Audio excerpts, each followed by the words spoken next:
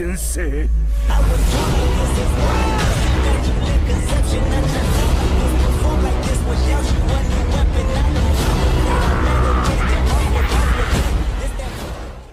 What if Naruto was the son of Shiva movie?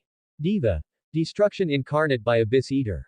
Start. Father, I was told you wished to speak to me. To an onlooker unaware of the situation, it would have made for a confusing sight when a boy, or rather a young man, addressed an even younger looking boy as his father. They were in a spacious but extravagant room. Pillars lined with gold and jewels as the walls depicted beautiful works of art consisting of humanoid figures with certain details that were quite eye-catching. After all, humans didn't have 3 heads or 6 arms. At least, they shouldn't. Yes, Naruto, the younger one replied. His voice was smooth but held a commanding undertone that demanded respect and attention even if it wasn't done on purpose. It was interesting, and even his own son wasn't immune to its effect. Despite being father and son, their physical appearance shared little if no similarities. Whereas his father's hair was black with a blue shade to it, his was blonde. Very blonde, to the point it was as if it had been touched by Amaterasu herself. But, the most interesting detail about him would have to be his eyes. Simply put, they were mesmerizing. While his father's were a simple green color, his could be compared to the intricacies of a kaleidoscope with the myriad of vibrant colors and pattern of his irises that surrounded his pupils. Ones that twinkled when light reflected off it, at the same time causing them to change their pattern and color, and held unfathomable divinity within them. It was the first thing that caught anyone's attention that he'd meet, and a reason he would sometimes use a small illusion to change them to appear blue. I take it you're aware of Indra and the forces he's been gathering over the past few years. I do, father. Brahma told me a bit about it after well, he called it training, but it sure didn't feel like it. His right eye twitched as he recalled the one-sided beatdown he suffered. If not for the blood running through his veins, he would have died the first time he had been hit by Brahma's flicks, which were more than enough to obliterate mountains. I see. At least you two used an artificial dimension this time, or else we'd be out of landmass with how much you two fight. Train, not fight, father. I'm not foolish enough to believe I stand a chance against Uncle Brahma if he's serious. There's a reason you 3 are feared throughout the supernatural world, which is composed out of powerful creatures. A chuckle was heard that echoed throughout the room. Don't sell yourself short. You're still a child in supernatural terms. Brahma, Vishnu and I have lived for millennia to get as powerful as we are now and as young as you are. His eyes shone briefly. I can see a bright future ahead of you and hope to see you join us 3 in the ranks when you're older and more experienced. Naruto couldn't help but feel touched by his supportive words. Even if he didn't like being called a child. He was several decades old, even if he didn't look like it. He was right, of course, seeing as he himself was millennia old, but still. Single quote. Thanks, Dad. Shiva's eyes widened for less than a second as his son addressed him as such, as opposed to his usual formal manner, and a small smile broke out on his visage. No problem. It's my duty as your father to keep you motivated. As long as you won't turn arrogant and start abusing your power, I'm allowing you to act as you wish. But that was not why I requested to speak with you. Blinking a few times, Naruto quickly composed himself and nodded as his father was correct. Right. I was only told it was important, which is why I came here so quick. It is. The Shinto pantheon has recently reached out to us. It's the first time it happened, as they usually keep to themselves, much like we do, and the same goes for the other pantheons. The message sent wasn't much other than they wished to arrange a meeting, but I'm debating whether or not to accept. Didn't you tell me you were able to see into the future? Couldn't you make use of that and find out if it's worth your time? Oh, I could. Yet, it would be disrespectful to make use of it in this situation. Not to mention that my future sight isn't as accurate as you make it out to be. Only major events of importance are the ones I can see and predict. Else I'd be able to see the result of my eventual battle with Indra. I only know it will happen, not how or when. Naruto scratched his cheek at that. Oh, I guess that makes more sense. It would almost be cheating otherwise. Now, when you say major events, anything going to happen in the near future I should know. Shiva shook his head. No, even as my son, I'm not telling you. You'll have to wait for it to happen just as everyone else will. Ah, come on. He whined, which Shiva didn't find amusing.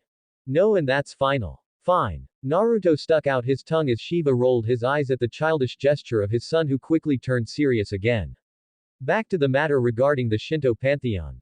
I think you should accept. Even if it's just to humor them, it wouldn't hurt to find out what they want, you know. His father hummed before slowly nodding. Yes, I can see what you mean. Thank you, Naruto. I'll have Mahabali send them a response. You're free to leave. I am. Cool. By the way, Dad, would it be fine if I visit Japan? Haven't been there in a while. Shiva waved his hand. You can. Just make sure to rein in your power while you're there. I'm not looking forward to complaints from the Shinto pantheon, especially not if a potential meeting will take place. His father warned him. Peef, Naruto sputtered while looking as offended as he could. I have no idea what you mean. But I won't, Dad. I promise to behave, and you know I always keep my promises. Having said his piece, Shiva watched as his son simply disappeared. It wasn't anything flashy or notable, not even a magic circle. He was simply there, was moment and gone the other. Shiva's eyes lingered on the spot his son had occupied seconds ago. His last words echoing in his mind as he gave a somewhat strained smile as they reminded him of his now deceased lover. He reminds me so much of you, Kushina. If only you could see him now, I know you would be as proud of him as I am. Well then, where am I now? Naruto mused to himself as he inspected his surroundings. When he teleported towards Japan, he didn't really have a set destination in mind. He just thought and focused on Japan, after which he found himself here in this. Well, it was a clearing of sorts. Quite small though. Deciding to get a better idea of where he was at and without attracting unwanted attention, he closed his eyes and cleared his mind, bringing his right hand to his chest and proceeding to extend his sensing ability. He reopened his eyes and turned his head towards his right when he managed to pick up on a surge of holy energy. And while normally not worthy of his attention, it was the amount he sensed that earned his interest. It definitely belonged to someone with 4 pairs of wings or more. Anything less was inconsequential to him and wouldn't even be a dot on his radar. The fact that it was likely a fallen angel, as he doubted an angel would let their power to be sensed this carelessly, only had him more curious to what the cause was for the release of energy. So, with nothing better in mind, he disappeared from his current location with the same, simple teleportation he used before, his destination being the source of the holy energy being released. Staring up at the massive spear of light floating heading towards her, Rias finally admitted she had bitten more than she could chew. Perhaps it was a combination of the events leading up to this. Her new pawn, perverted as he was, had caused her to become overconfident with the knowledge of having a member with a Longinus class sacred gear in her peerage. Enough to the point where she lamented about her decision to decline her Sona's advice to call for backup of either her sister or her own brother. She really was stupid to think they would stand a chance against a Kadri-class fallen angel, and now she was paying the price. The ease of which he had brought down the members of her peerage was eye-opening. Riser and his peerage couldn't compare to the one-sided battle that was being fought. If it could even be called such. They had all tried their best, but Kokobil's experience combined with pure power was simply overwhelming. And so, as Kokobil cackled and sent his building-sized light spear towards them at neck-breaking speed, she focused her remaining energy to put up a barrier, knowing it wouldn't matter if it was hit. The phrase, "time slows down when you're about to die," proved itself when she could only stare defiantly up at what would be her demise. Crystalline tears trickled down her cheeks as she would at least die with her pride intact. However, just when Kokobil's attack was going to reach her, Rias watched as out of nowhere a blonde-haired male appeared and taking the full brunt of the attack, forcing her to close her wide-eyed stare from the blinding light that resulted. She prepared herself for the explosion that followed, only to slowly open one of her eyes when it didn't. The scene that greeted her was one that made her look in shock, mouth agape and her arms limply at her sides. The unknown blonde stood there, with his back facing her and her peerage looking completely unscathed. Not even a single scratch could be seen. Who are you? Kokobil demanded as he glared down at the blonde, surprise marring his features as that light spear had enough power behind it to level this and several city blocks if it would have hit. And he took it to his face without a single damn scratch. Interesting, I didn't expect this to happen when I decided to check up on the source of this holy energy that was being released. The blonde tilted his head back a bit, locking his eyes on the levitating fallen angel in the sky above. What's this? Kokobil questioned himself as his entire body locked up the moment the blonde's strange eyes settled on his form. He felt an invisible weight pushing against him from all sides. The blonde didn't move, but fear began to grasp the Kadri as he for less than a second found himself in a pitch-black space with the blonde's eyes staring him down. They were both beautiful as they were haunting as he felt like an insect under that stare. Not even his father made him feel this small. Kokobil's body jerked when he managed to escape whatever it was he had just experienced. His breathing was haggard and his fingers gave light twitches as he tried to control himself. He wasn't given a chance though when the blonde pointed his index finger at him, a thin beam of light shooting forward, too fast for Kokobil to dodge, and he could only cry out in pain as it cut off 3 of his wings without any resistance. With the loss of 3 of his wings on one side, his balance was messed up and Kokobil could do nothing but bring his arms up as he rapidly started to descend, kicking up dust and dirt when impacting the ground. From behind him, Rias and her peerage, along with the 2 exorcists from the church, could only watch on in shock at the turn of events. They knew Kokobil was strong. His wing counts and millennia of experience indicated such, along with how easy he defeated them after shrugging off their attacks. And to see that same man shakily getting to his feet, blood dripping down his chin and missing 3 of his wings, glaring at the blonde, made them realize their place on the food chain. Why you? Kokobil growled as he glared at the impassive blonde with all of his hate. This close. I was this close to getting what I craved for. But you just had to ruin it for me, didn't you? Listen. I still don't know who you are, but you brought this on yourself. I just wanted to see what's up with the holy energy I sensed only to be hit by your spear of light. He paused before his eyes widened and a shiver racked his form. Damn, I hope father won't be upset when he hears of this. It's not even an hour and I managed to find myself in trouble. At least I can claim self-defense. I hope. The 2 exorcists along with the group of devils collectively had a drop of sweat running down the back of their heads as they listened to the blonde ramble. Rias idly wondered if all-powerful people had these weird quirks as the image of her own brother and Sona's sister appeared in her mind. Now, what to do with you? The words had barely left his lips before the blonde paused, his gaze focused on something else. The group wondered why he had stopped and Rias was about to command her peerage to finish the weak and wounded fallen off when the barrier put up by Sona's peerage shattered, followed by a flash of white.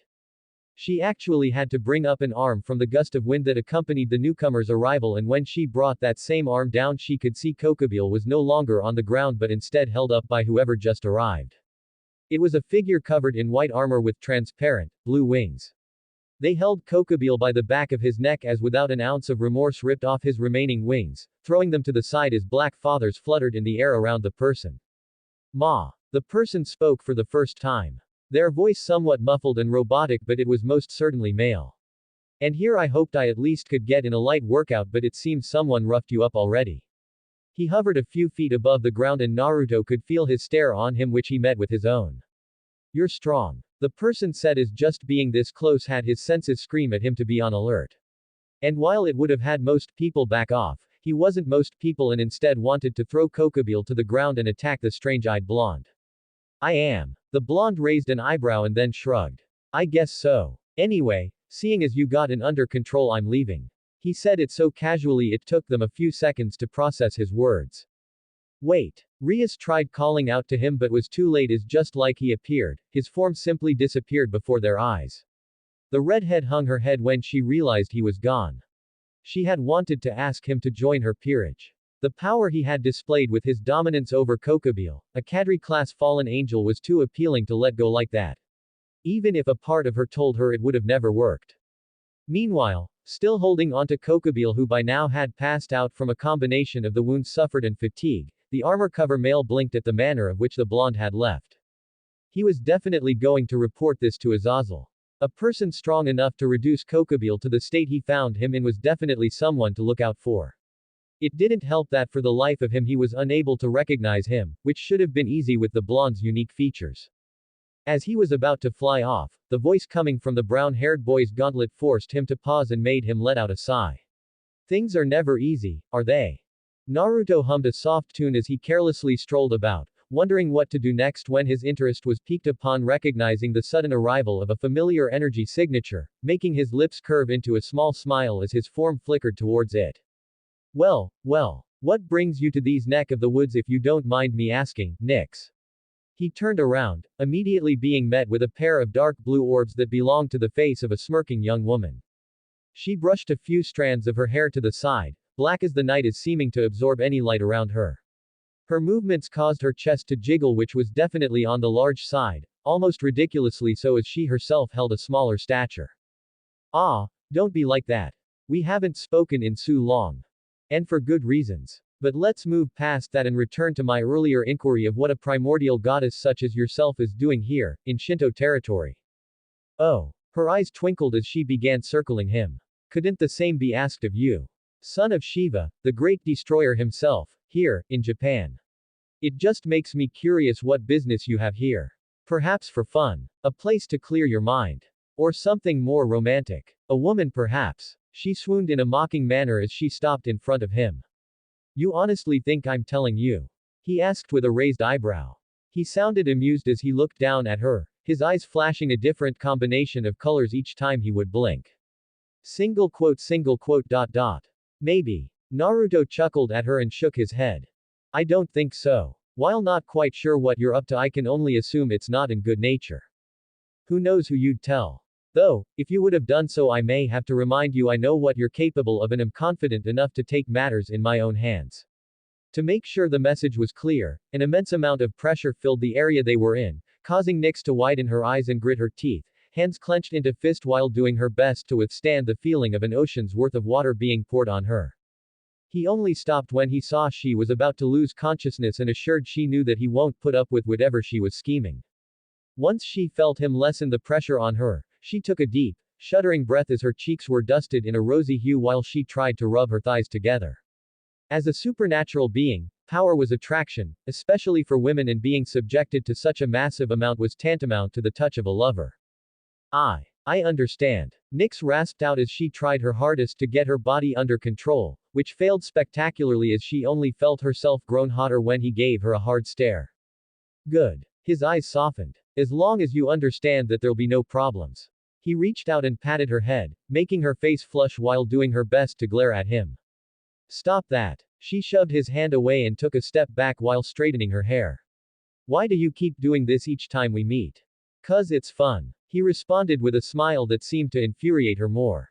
But there wasn't much she could do other than just accept it. He was stronger than her. Despite being a primordial goddess, her power wasn't that high. At least not in comparison to the blonde before her. Whatever. It was my mistake to search for you since this is how you're treating me. Naruto had to do a double take as she sounded actually hurt. Before he could apologize, however, her form melted into darkness which then shot up into the sky before it disappeared. He palmed his head afterwards and groaned. Great job, Naruto, you did it again. He performed a slight shake of his head as he sighed while staring up at the cloudless sky. This has been more exhausting than he'd imagined it would. He really could use somewhere nice to relax. His eyes then lit up. How could he forget that? It was the perfect place to relax. It was familiar territory and he would always be welcome there. For a good reason, of course, as he teleported away. A soft moan left his lips as he leaned back, letting his head dangle over the edge as he stared ahead of him with half-lidded eyes. It was definitely a good idea to come here as the hot water had a soothing effect on his muscles. It has been an interesting day so far. It started by waking up early in the morning, getting a light workout done followed by breakfast, after which he had trained with Brahma for a couple hours until his entire body hurt to move. Lunch came as he was able to relax for an hour before he was called in by his father where they had their little meeting. Then he arrived in Japan, got hit in the face by an oversized spear of light which he retaliated by demolishing some 10-winged fallen, met up with an old acquaintance of his, and now he was here, in one of Kyoto's private onsens taking some time to relax. His ears gave a light twitch when he heard footsteps, even if the owner tried their best to be as silent as possible, sneaking up on him was almost impossible. He didn't bother turning around though, perfectly satisfied with staying in his current position. Not even a single movement was made as the water rippled, signaling that someone else was in there as well. He didn't even lift his head when two large, squishy and soft mounds with two hardened nubs pressed against his back, followed by two slender arms that wrapped around him from behind. Why didn't you tell me you were here? The feminine voice complained, making him give a small grunt as her warm breath tickled the back of his neck, which was followed by her lips. I had to find out myself. Sorry. He apologized with a hiss as he felt her teeth sink in the area between his neck and shoulder. I just wanted to relax by myself. I would have let you know I was here afterwards, honest. It was true, but he wasn't sure if she could tell. I'll forgive you this time. He heard her mumble before his head was turned to the side as her soft, supple lips took his with her own. He didn't fight it, quite the opposite actually, as he welcomed her by parting his lips and allowing her to snake in her tongue. When they parted, Naruto ran his tongue over his now moist lips from a combination of both their saliva. What was that for? He asked as he turned around, and no time was wasted as she pressed herself against him. I just missed you. And I'm not the only one, you know. She's been asking me when you'll be back, and I can't stand the disappointment on her face whenever I tell her I don't know. A frown marred his face upon hearing that as he placed an arm around her, his chin coming to rest on top of her head as he let out a wistful sigh. I'm sorry. Again, but you know what might happen if I stay here too long and often, and they'll find out. I don't want to know what I do in my anger if that were to happen. I understand. She suppressed a shiver that threatened to run through her. Her mind reminding her of a couple years ago, back when he had shown her his power after he had saved her those years ago.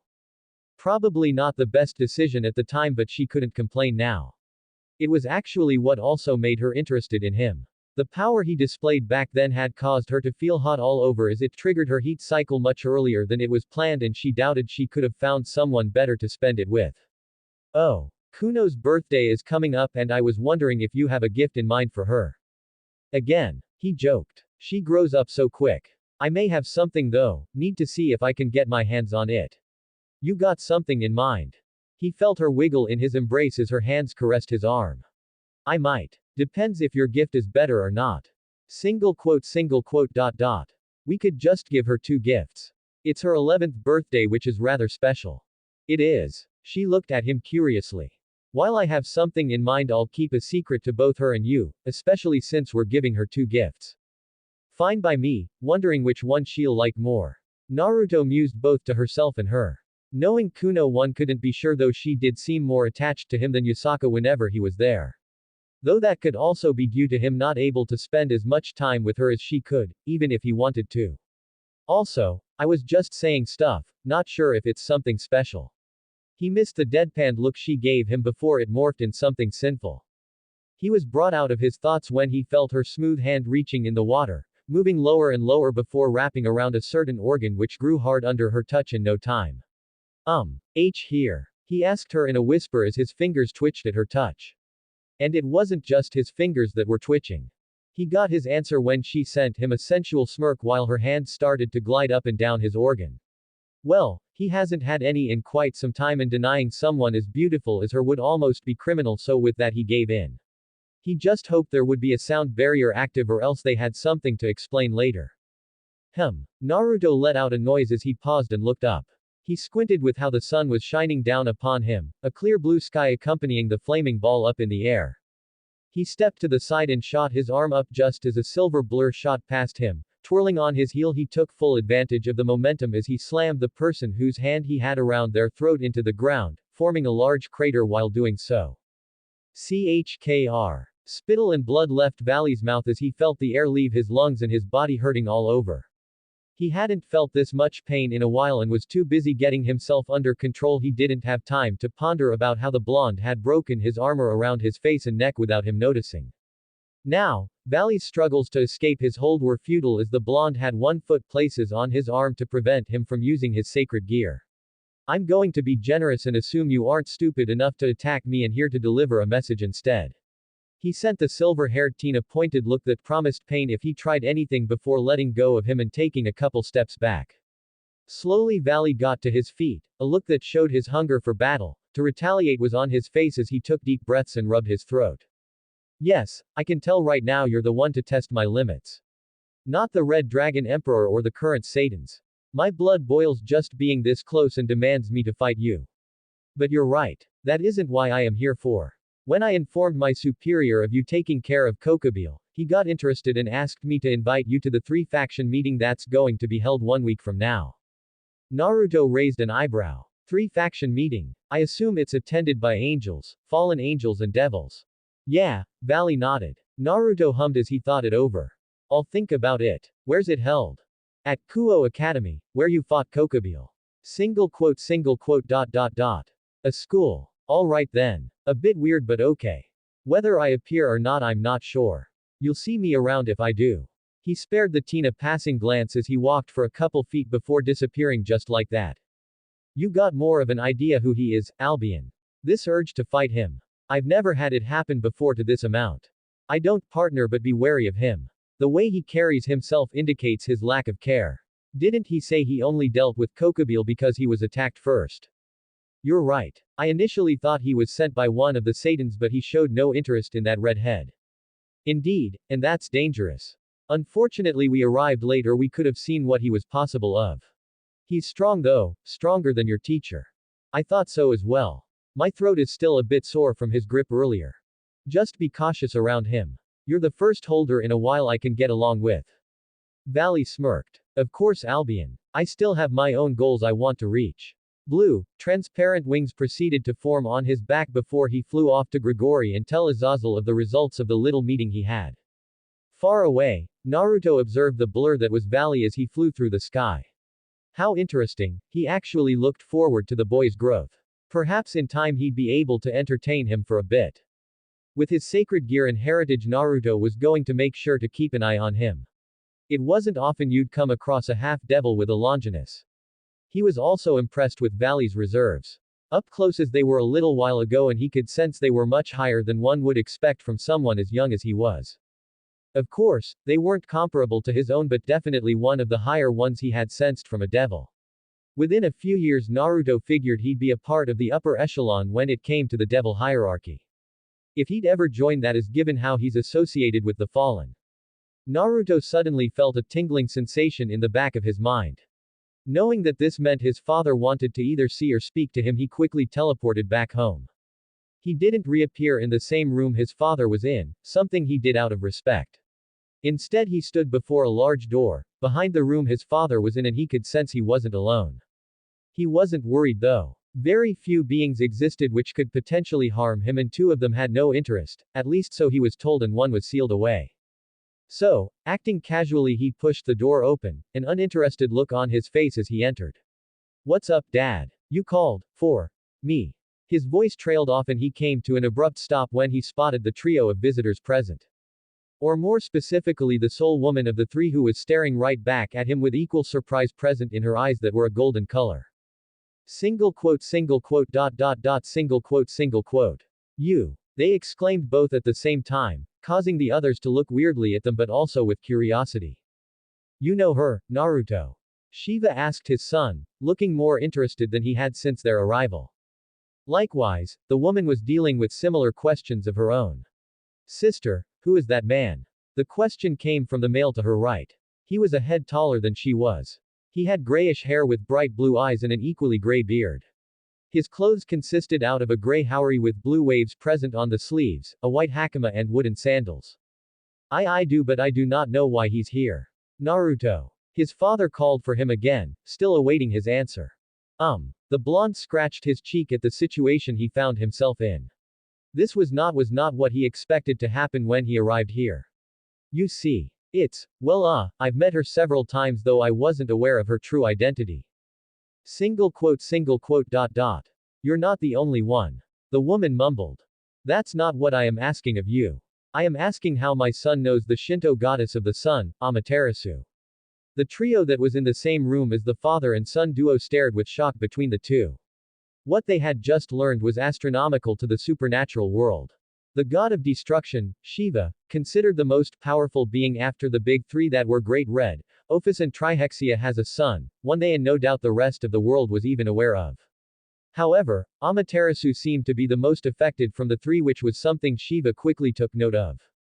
Do we have to do this right now?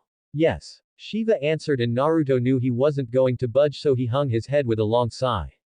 Fuck. Naruto groaned and ran his fingers through his hair. We've met each other several times now in Kyoto, though I know her by a different name which in hindsight I should have figured out her actual identity myself. Why Kyoto? He was certainly familiar with the Japanese city that was inhabited by yokai and also ruled by one. But he couldn't think of a reason his son would be there and numerous times from what he understood. A part of him wanted to fish the information straight from his mind but refrained from doing so. 1. It would damage the trust between the two which he didn't want. And 2. His son's mental barriers were some of the hardest he had come across to where he'd know if he would try to enter his mind. Because, and here Naruto paused as he was still hesitating on what he was going to tell his father next. Perhaps it was fear that kept him from spilling out the information. The fear of his father's reaction when he'd tell him he had a grandchild he was unaware of.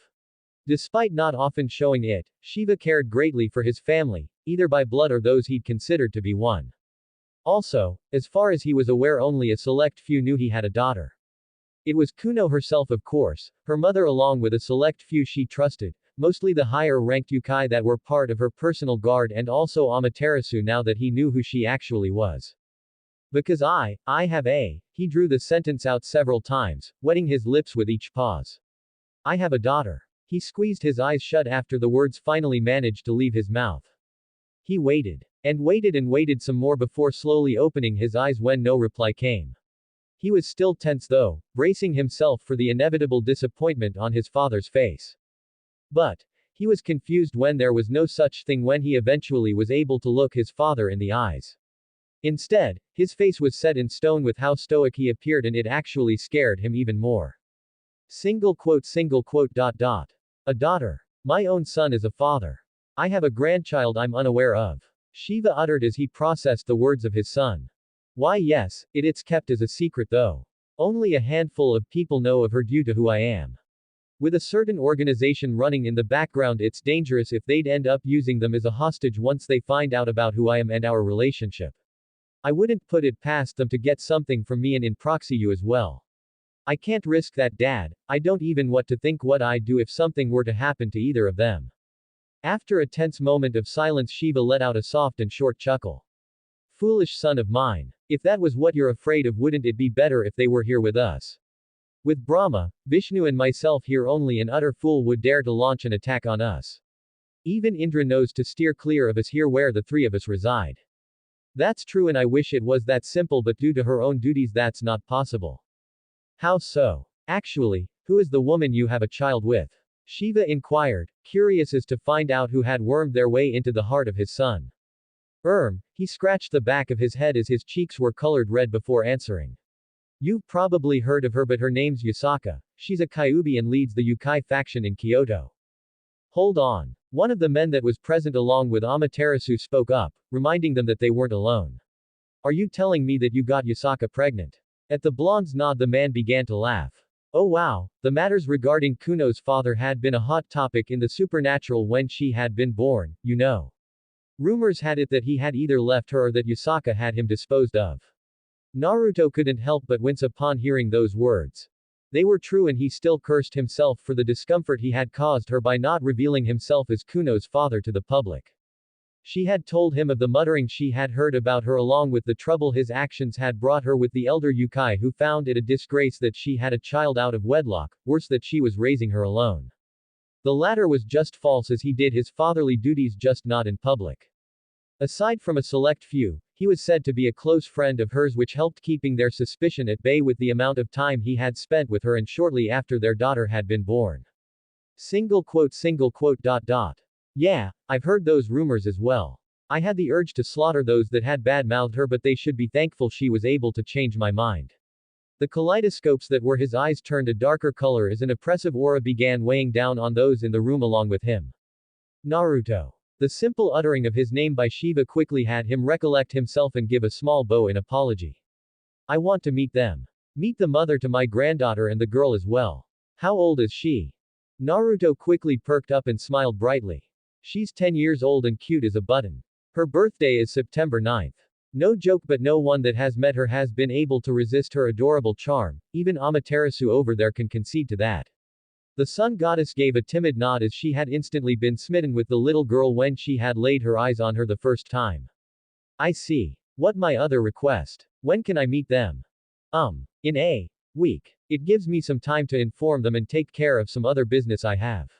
Yusaka will probably be a bit hesitant, but knowing Kuno, she's going to be jumping up and down in excitement at the prospect of meeting more family. By the way, he turned towards the three Shinto gods that were present. Are you aware of the three-faction meeting that will be held in a week in Kuo? Three-faction meeting? Can't say I'm aware of something like that happening. What about you, sister? Amaterasu shook her head. No, I haven't been made aware either. You're saying it's happening next week, and in Kuo no less. Yeah, I've got an invite just before I came here due to my actions. Seeing the look on his father that asked for more, he did. When I went to Japan a week or two ago, I sensed a high concentration of light magic, so I went to check it out.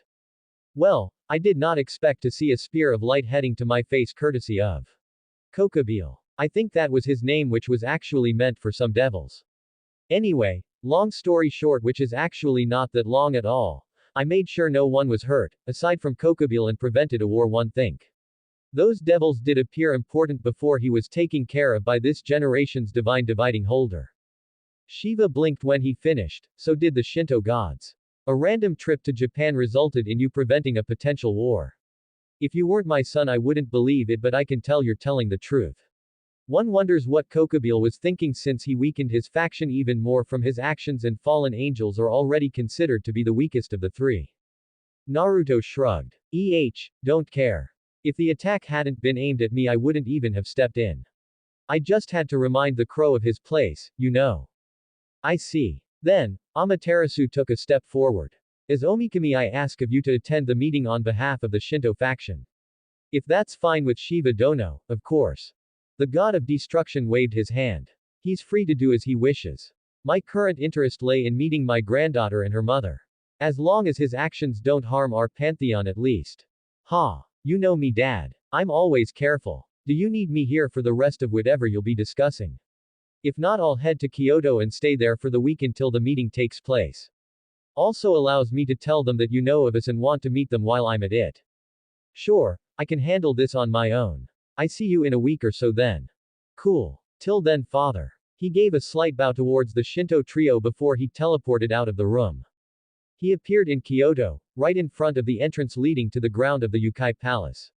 Naruto only had to take a single step forward, his foot barely making contact with the ground before he had to lean down with outstretched arms to catch the small blur that crashed into him. Papa! Came the excited, joy-filled cry of the little girl he had caught in his arms as he stood up and twirled her around, relishing in the laughter that she let out along with the happiness he could see in those sparkling golden orbs she had inherited from her mother. Kuno. He returned before he brought her close, peppering her face with kisses as she squirmed in his arms.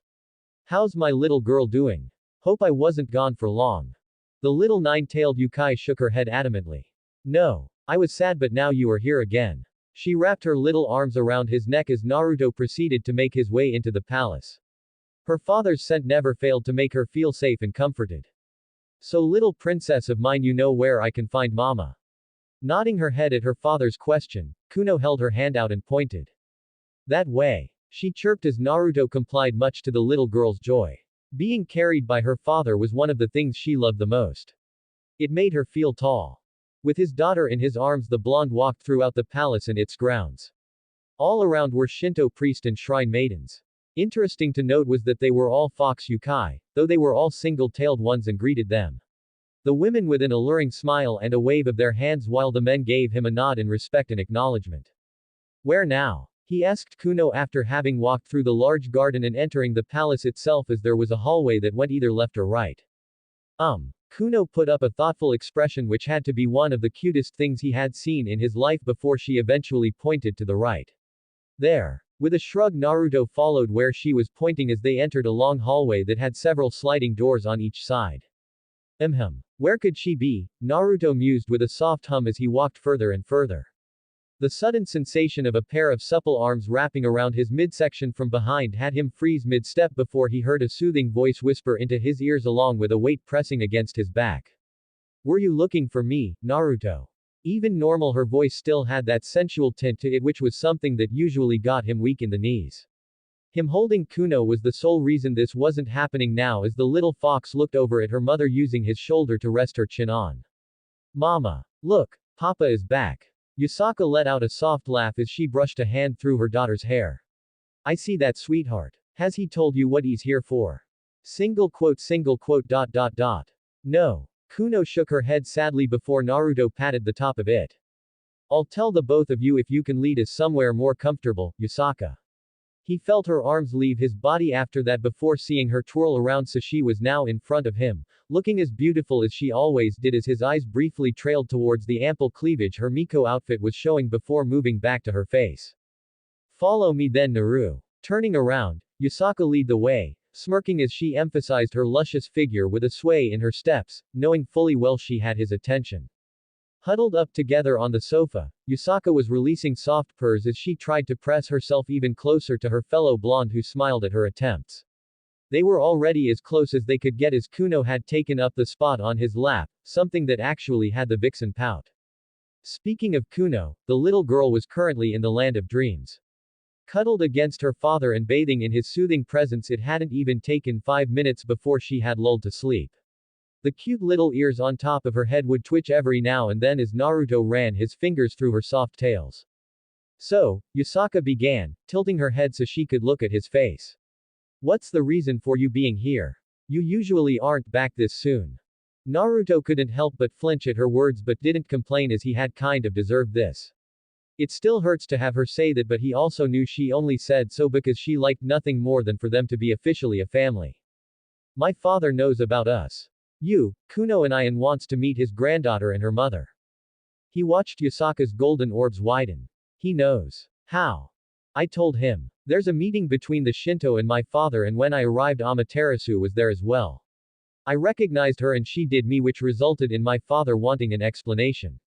After fumbling around for a bit I came clean and he requested to meet you too. I see. She whispered as she rested her head back on his shoulder. A moment of silence followed. When does he want to meet us? Sometime next week. Naruto answered her. The exact day hasn't quite yet been decided as I'll end up attending the 3-faction meeting that will be happening in Kuo, which is also next week. Though I know it'll be after the meeting in Kuo. 3-faction meeting? Yusaka wondered. As in a meeting attended by the 3 biblical factions. Yep, spot on. I got invited due to taking care of a menace by the name of Kokobile and indirectly saving the lives of some devils attending school there. You defeated Kokobile? The blonde vixen asked with surprise before shaking her head. Hi, of course you did. For a moment I forgot who I was talking to. Wow, Yusaka-chan. He whined but was silenced as Yusaka captured his lips with her own. His eyes along with hers fluttering close as he relaxed his body. A magic circle appeared on the floor next to the sofa as his energy took form into a copy of himself, which took the sleeping Kuno in its arms as Naruto ordered it to put Kuno in bed. Once they were alone, Yusaka wasted no time pushing him onto his back and straddling him, her soft and nimble fingers trailing over her face as she licked her lips. It's been a couple days since we last had sex and I have a certain itch I need you to scratch. Really now? Naruto mused as his own hands weren't idle and busy rubbing up and down her sides. Have at me, I say, since I know you like to be on top. Oh Naruto-kun. I will. She was often the dominant one during their bouts of sex. Something about having such a powerful man writhing beneath her was exhilarating to Yusaka, and she could already feel herself heating up at the thought. The days flew by when he spent time with his family. Most of his time spent overday was with Kuno, who he had started small and simple training exercises with. He could sense destruction energy inside of her, which was a unique type of energy which only his father and he himself held. Hers still wasn't unlocked, though the amount was still very large. When her training would progress, he'd plan on slowly letting the energy flow through her so she's gotten used to it. It had to be overtime as doing it at once would only damage her. The nights on the other hand were filled with passion as he and Yusaka made love countless of times. He wouldn't be surprised if it would result in another child. He wasn't opposed to it. Yusaka wouldn't either, as she enjoyed being a mother and Kuno would be delighted with a younger sibling. However, today was different, noticeable by the mood in their home, which was one of the sadness as he had to leave for the meeting he was going to attend. Kuno had pretty much latched onto him from the moment she had woken up and barged into Yusaka and his shared bedroom. Even now as they ate breakfast, the little fox was on his lap, her legs kicking back and forth as her tails were wrapped around him to make sure he couldn't escape. He didn't have the heart to tell her that he still could if he actually wanted to. Please take me with you, Papa.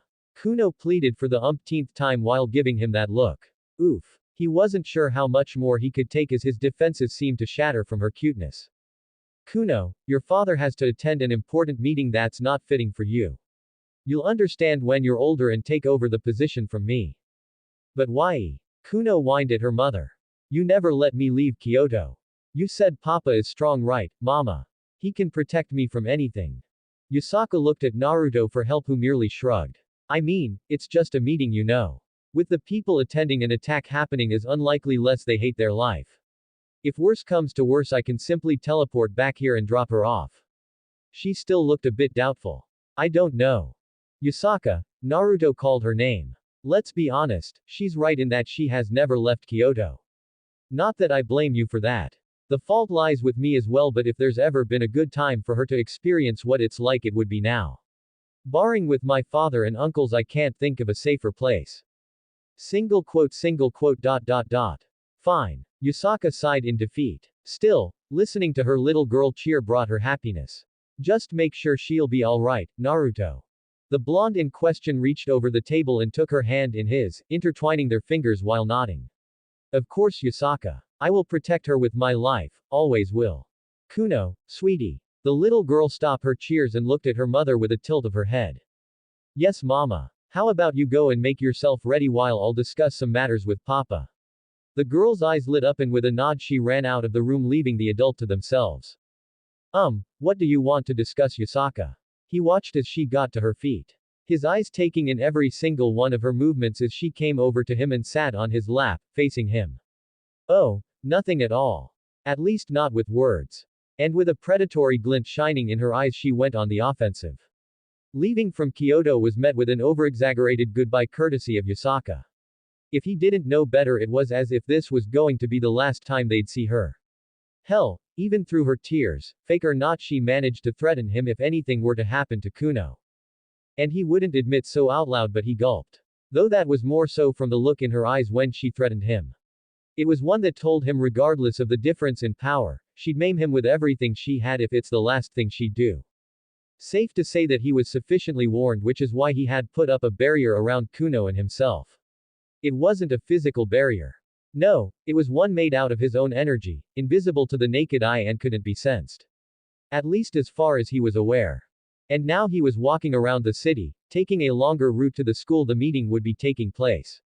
Kuno was sitting on his shoulders, something that was simple due to her being on the short side for her age. Her hands were fisting his hair, but it didn't really bother him as he could tell she was excited with how she was taking in her surroundings. He was glad she was enjoying her first time out of Kyoto. He paid no mind to the looks sent their way, mostly of women who either gushed over his daughter or would stare at him with a blush. Turning the corner, Naruto slowed down as he watched the scene he had walked in on play out. He gave a soft squeeze to one of Kuno's legs and made a shushing motion. It was amusing as he watched Valley appearing to goad the redhead's peerage. The way he seemed unconcerned even when he had two swords against his throat while continuing to trash-talk the brown-haired teen. Though anyone that had some amount of power could tell they didn't stand a chance should Valley choose to attack. Oh, I see you've accepted the invitation. Valley suddenly said. Confused as to who the White Dragon Emperor was talking to, the group looked around before finally spotting him. You! They all exclaimed as they took a step back in caution. They tried to look fearless, but it was a failure, and they knew it as well as they were reminded of how easily he had taken down Kokobile, who had been toying with them. Kuno meanwhile seemed to misunderstand their reaction as she waved towards them in a greeting. Undoubtedly it would have been quite a cute sight, but it wasn't due to the person's shoulders she was sitting on. Of course, Naruto ignored the group as he made his way closer to Valley. How could I not attend the meeting where history will be made? Who would have thought it took a deranged crow for 3 factions to meet up? Amazing, isn't it? Can I ask why you're here? And who's she? The redhead asked as she had arrived not even a minute after he had been found out. She was glancing at the little blonde who was staring at the academy building with awe. She looked adorable. Well, I think it's obvious why I'm here, no. After all, it was I who had taken care of that crow for you. As for your other question, this is Kuno, isn't she cute? Say hi, Kuno. The little blonde blinked a few times before shifting her gaze at the redhead in her group. Hi. She chirped with a bright smile and a wave before her hands went back to her father's hair. Is it wise to bring children to a meeting attended by the 3 factions? If Naruto could have shrugged, he would have. Don't see why not. After all, aren't you children as well? He smirked when he saw a few of their eyes twitch at his words. Though you don't have to worry about her. If there's someone powerful enough to harm her, you'd have a bigger issue to deal with. For a brief moment the illusion over his eyes faltered and his eyes, blue like the ocean itself, were replaced by ones that held a myriad of colors and filled with an incomprehensible amount of power that rooted not only Rias but the rest of her peerage and even Valley in their place. Yet, quick as it came, it was gone, leaving them to wonder if it was their imagination as his eyes had returned to blue.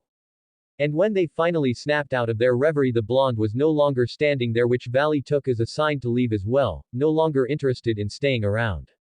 Who's the empty chair for? The question was asked by one of the two Satans present and strongest devil alive, Seer's ex Lucifer. His inquiry had both the leader of heaven and his fellow Satan give the fallen general a curious look. As far as they were aware, this was between the biblical factions, and they were all accounted for as Seer's ex glanced through the room at everyone present, waving towards his little sister who was talking to one of her peerage members and pouting when she ignored him. He's someone I've invited as he has played a critical role in defeating Kokobile. In fact, according to my student, if it weren't for him we wouldn't be having this meeting and likely in a war. The careless manner of speaking was a bit unnerving to some of the younger ones present, but that was quickly washed away when they watched Azazel perk up. Oh, that should be him. The door leading to the room the meeting was being held was opened, and at once their heads turned to the source, watching with interest to see who this person Azazel spoke about was. Well, not all of them, as Rias and her peerage along with Azazel and his student Valley were aware of who was still missing. Though even they had to admit they didn't expect for a little blonde girl with ears of a fox and 9 fluffy-looking tails coming out of her back, with the tips of her hair, ears and tails turning a more red color to barge inside, ignoring them completely as she turned around and laughed while making faces at the blonde male that entered the room after her. At least he was considerate enough to close the door after him. The man seemed to ignore the atmosphere in the room as he lifted the little girl up in his arm, poking her cheek while casually strolling over to where the empty seat was at and then sitting down. For a moment all eyes were on the little girl sitting on the older blonde's lap. Each of the faction leaders quickly recognizing exactly who she was, as there was only one other blonde with 9 fox tails and ears out there who had a daughter that fit the girl's description. Still, that didn't explain what sort of relationship there was between them and the blonde male, though from their interactions, his affectionate manner of how he was treating her, gears slowly began to spin. Though, Seer's ex was the one to speak up. Would you mind introducing yourself? And explain why you've brought Yasaka Dono's daughter with you? He wanted to tell him this was no meeting for children, but that would be hypocritical considering his little sister and the Citri heiress had members that were children as well. And from Azazel's surprised face, the man had expected him to come here alone. I'm Naruto. The blonde spoke up as he eyed those present in the room. Single quote. Just Naruto, and I'm attending here on behalf of the Shinto pantheon and due to my involvement with the incident 2 weeks ago. At the mention of the Shinto pantheon, the leaders of the faction sat a bit straighter in their seat. As for the little one here, he ruffled Kuno's hair with a hand which had her pout, resulting in Serafal resisted to scream out how cute she looked. She was bugging me to go along since this is her first time out of Kyoto. And despite how hard I tried, she wasn't going to budge. Though I expected nothing less from my daughter. He knew he dropped a bomb by revealing that the whole supernatural world was going to be aware of who Kuno's father is once this was done, but it didn't matter who knew or not. One positive is that this should get rid of the countless of men wanting her hand, especially those devils that wanted her both for her political power and add her to their harem. P.F. He had read through some of those letters that wished to meet her had subsequently burned them afterwards. Yasaka had told him her standing put her above joining someone's harem, to be reduced to just another number. No, she wanted the man she was in a relationship to focus on her and not a dozen others. And knew it was what she could get if she just waited. Well, it was Naruto who spoke. Now that we got that out of the way, how about we get to the matter at hand, the reason this meeting has been called. For a second or two Naruto closed his eyes as he could sense dozens of beings outside who he assumed were back up from either faction given the different energies they had and the amount of it. Yes, let's do that since everyone of interest is here. Seer's ex cleared his throat one before continuing. Approximately 2 weeks ago Kokobile with the help of some rogue priests and exorcists launched an attack on Kuo. His goal was to kill both Rias and Sona and spark another great war. Glances were sent towards Azazel who looked rather bored. Thankfully his attempt was thwarted by Naruto according to the report Serafal and I had been given. He paused here and Michael took the opportunity to direct a small bow to the blonde who was currently tickling the little fox Uikai in his lap which had more than a few deadpan at him. I want to thank you for your work. If you hadn't acted, who knows what situation we'd be in right now. Oh, yeah, of course. Naruto nodded, though he didn't even spare the leader of heaven a glance. His attitude made some wonder why he was chosen by the Shinto pantheon due to how disrespectful he was acting, but Michael wasn't offended in the slightest. Their heads then turned towards Azazel, who figured they wanted to hear what he had to say on the matter. Ah. Sorry about that. We had some suspicion Kokobile was up to something, as I had more men keep an eye on him. He managed to sneak out sometime, though. I assure however that he was acting on his own. If worse came to worse, I also had the White Dragon Emperor sent after him once I was aware of what he was planning. I then punished Kokobile by placing him in the lowest level of hell for permanent freezing. What about Kokobile's motives? The governor of Grigori shrugged. He was dissatisfied with how the war ended. He'd always go on about how we should have pushed through. It was either we would have won or end up all killed. On the other hand, I have no interest in war of any sort. Azazel then leaned forward with his arms on the table. But let's get to the point why we're all here today. His words confused Rias, Sona and their peerages. Naruto merely rose an eyebrow as he did listen in. Peace. It's what the true intentions of this meeting are. Angels, fallen angels and devils, our current three-way deadlock is only harming our way of life, wouldn't you agree? I concur, Michael said. Since the death of Father and the previous Satans during the Great War, we've adjusted. Even now, the leaders of the three biblical factions all in one room and conversing like civilized beings is something that would have never happened with the old powers still in place. Though, we are not the only ones that should make a decision on this. Red and White Dragon Emperors, each one with the potential to change the world, what do you say? HMPH. Valley crossed his arms as he stared boredly ahead of him. I don't really care. As long as I can fight strong people, whatever happens is not of my concern. As expected, still, you can fight strong people without a war. And you, Red Dragon Emperor. Me. Well that's a bit hard to say right now, I mean Seeing how Issei clearly had trouble answering the question, Azazel decided to make it easier on him. See it this way, Hyodo Issei. If there's a war you won't be able to make babies with Rias Grimori. But with peace you'll be able to spend as much time to make babies with her. I choose peace. I want to make babies with Buchou. He exclaimed loud and proud, not bothered by the stares sent his way. Even Naruto had looked at him after his sudden outburst, staring at him like he was some weird creature for saying stuff such as that due since her older brother was here in the room. Though he didn't seem bothered by the boy's words. Rather he appeared amused, leaving Naruto to think if they're all some weirdos. Very well, I think it's decided then. If we're all in favor. Azazel wasn't allowed to finish as an enormous magic circle formed above the school, followed by their surroundings turning a red color, and Issei looked around to see a few of his fellow students frozen in their spot. What time? Appears to have stopped. He muttered confused. He noticed each of the faction leaders unaffected, same for the blonde and the little fox Yukai in his lap who was looking around in wonder. It seems so, Azazel said casually. Though those of us with superior power aren't affected. Indeed, we are protected by the power of our dragons. Valley told Issei, who too didn't appear bothered by the situation they were now in. He then gestured to those that had their weapons out. And they're protected by their holy swords. An explosion then rocked the building and Issei ran up to peer out of one of the windows to see dozens of people emerging from magic circles in the sky. It looked kind of creepy. Who are they? Magicians. Seraphal answered him, looking uncharacteristically serious. Still, Michael stood up from where he was seated. What's the cause of all of this? He referred to those frozen in time. Forbidden Balur View, a sacred gear that grants the user the ability to stop time. You know what this means, right? Sirzex looked at his younger sister who nodded. Gasper has fallen in enemy hands and forced into his balance breaker. Rias said as she clenched her hand into a fist. How dare they use on of her peerage members like that? But what do we do? Issei asked as he looked towards the faction leaders as a battle waged on outside.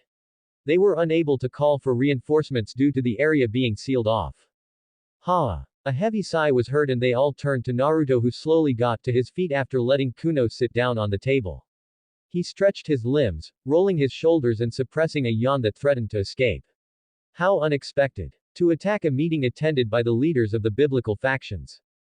Foolish, but it's a nice change of pace of the otherwise boring meeting. He lifted Kuno back up in his arms and calmly walked to join up with the others. Look Kuno, fireworks. He pointed out of the window to the bright flashes happening. He ignored the looks sent his way for the disrespect as men of each faction were dying in front of their eyes. Rias, how about you go and take care of your bishop and take Issei with you? The redhead quickly nodded at her brother's suggestion. Seeing that, Azazel addressed Valley as well. Go ahead, cut loose. I know you want to. Hey, Valley smirked. Of course, I was waiting for that. He wasted no time as he barged out of the room, wings forming on his back, and he turned into a blur, too fast to be hit by any of their attacks. Valley came to a halt midair, smirking. Balance breaker, vanishing dragon. A glow encompassed his form as armor began to cover him from head to toe. Back in the room, a teleportation circle had formed beneath Rias and her pawn as they got ready to save her bishop. And just as they left, Issei briefly caught a glimpse of his rival wiping out dozens of magicians with a single attack, making him grit his teeth at the disparity of strength between them. Naruto abruptly turned around, alerting the others just as a yellow magic circle appeared in the middle of the room. The faction leaders were quickly on alert, especially both Searzex and Seraphal, who easily recognized who the magic circle belonged to. You! Seraphal exclaimed as a womanly figure emerged from the magic circle. It was a tall, young-looking woman with brown hair, thick-rimmed glasses clad in rather revealing garments. She smirked, seemingly basking on the attention that was on her before speaking. Greetings, fake Satans, Searzex, Seraphal. Kateria Leviathan. Azazel was the one to address her. What is a descendant of the original Leviathan here? Simple, she brought up her hand that was holding a staff. To bring chaos and destruction to the world. And like that, an explosion engulfed the room. Kateria clicked her tongue disappointedly when the dust and dirt that had been kicked up from the explosion died down and revealing the faction leaders to be unharmed. Worse was that they were working together to form a barrier around them and the younger ones.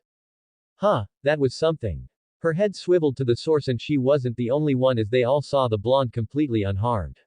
His daughter held securely in his arms and an amused smile on his face, asking if that was it. Oh, what do we have here?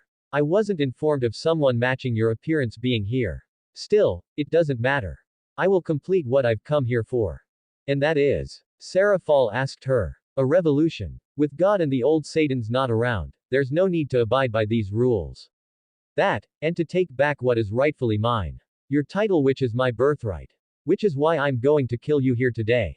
Who? Azazel breathed out a sigh of relief. And here I thought the devils had planned a coup d'etat. Then again, taking over the world isn't something that we can let happen just like that.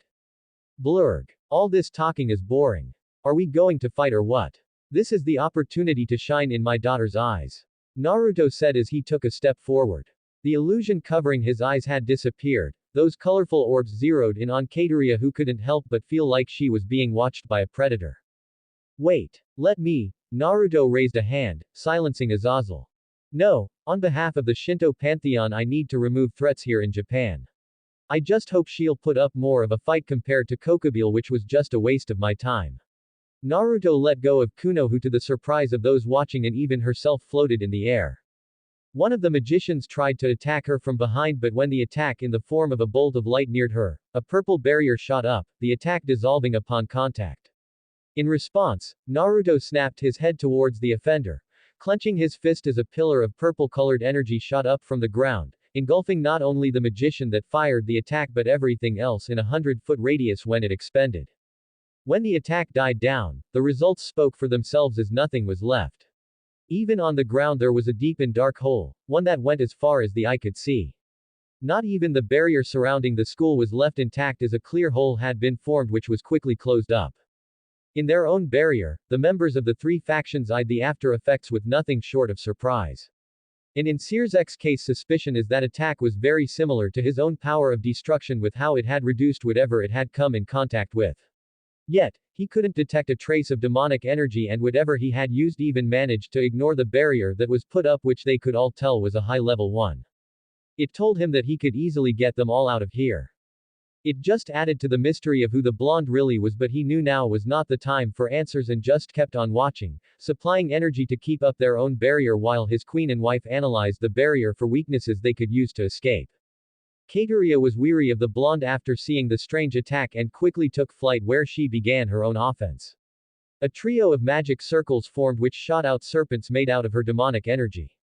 Her attack held enough power to reduce a high-class devil to nothing, but to her shock the blonde lazily batted them aside before his form flickered out of existence and was then behind her, giving her a careless backhand that sent her sprawling through the air.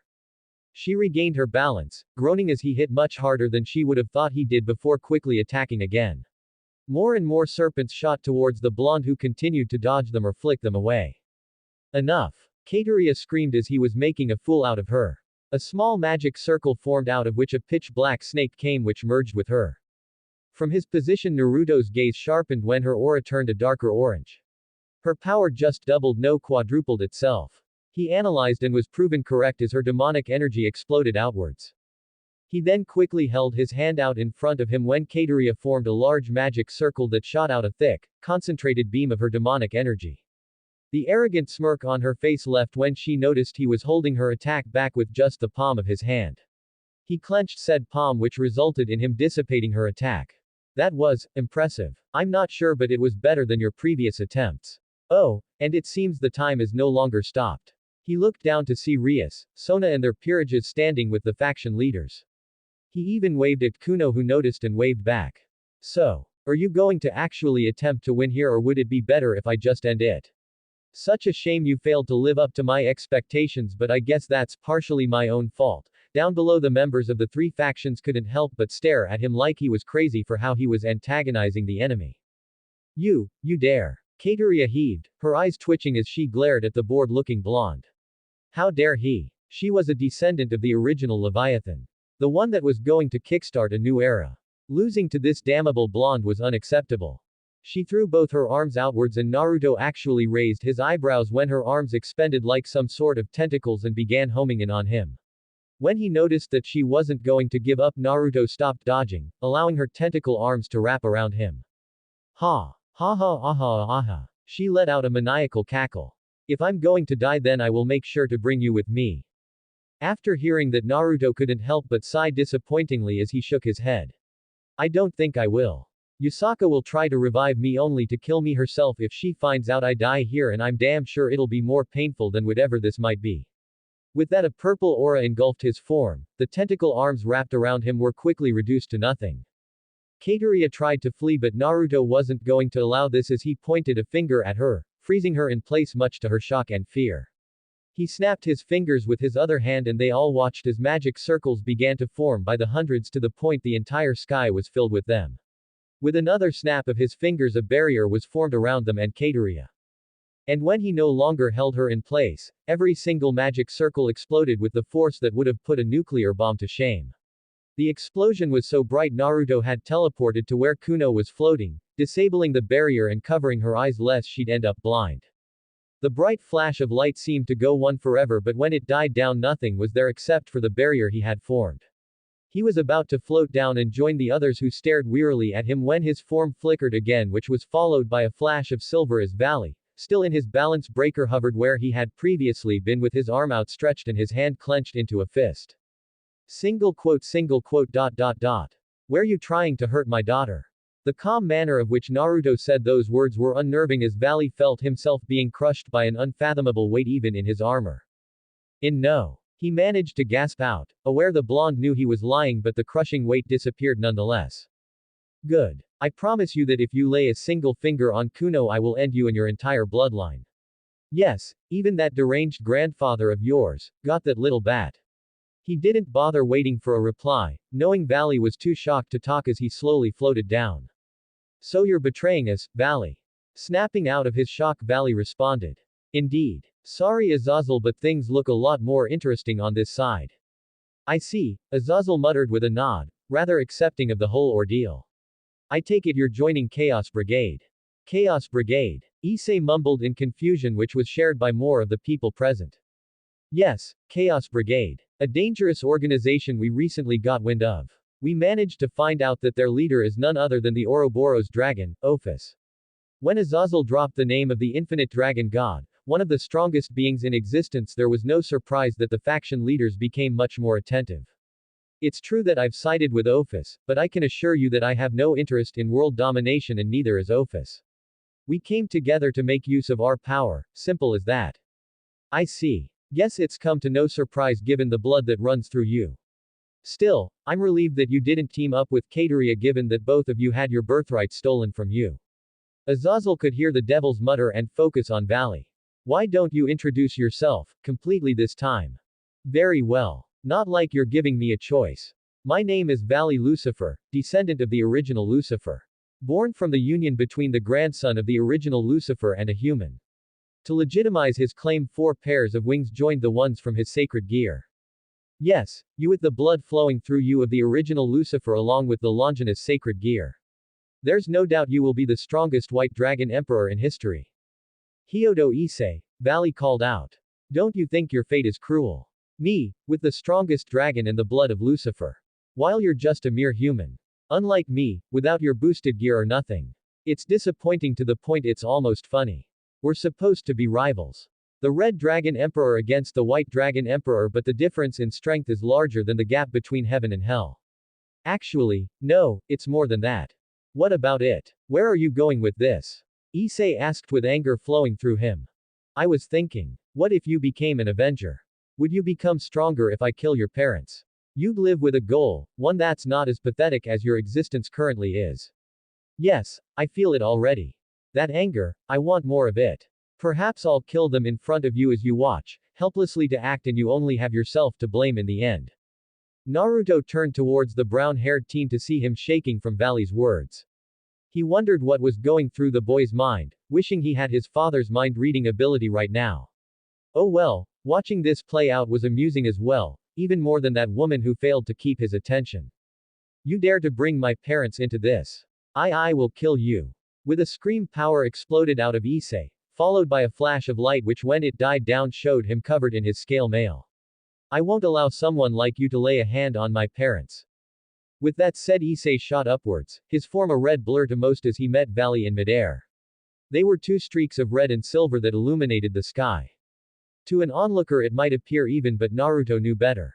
The only reason Issei was matching Valley was due to whatever Azazel had given him. And even then, it was clear the former was throwing wild punches. That sword. Naruto glanced towards Michael after seeing the sword Issei used along with his sacred gear. Still, it's not enough. And true to his words, Valley slammed Issei down into the ground after diving his power. Whoa! Kuno looked on with awe, clapping her hands at the spectacle happening in front of her. It was like one of those fantasy movies she had watched. By the way, Kuno, don't tell mama of what's happened here, alright? Or else papa will be hurt, a lot. More, Hyodo Issei. Give me more. Valley cackled as he held his hands out and their surroundings started to warp. Issei. Azazel called out to the boy who looked around confused. You need to act quickly. His power is having everything around him. In other words, if this keeps up your Bushu, Rias Grimori's breast will also become half their size. What? That. I won't allow that. Issei screamed as power surged out of him to unseen heights. Boost, boost, boost, boost, boost, boost. The surrounding area started to become affected by Issei's sudden surge in power. Pieces of rock began to float and the school itself, or at least what was left of it, was destroyed as well. Valley. I won't allow you to lay a hand on Bushu, got that, you bastard. In the blink of the eye, Issei was in front of Valley, who due to not expecting his increased speed was unable to defend himself from the fist that was rammed into his stomach.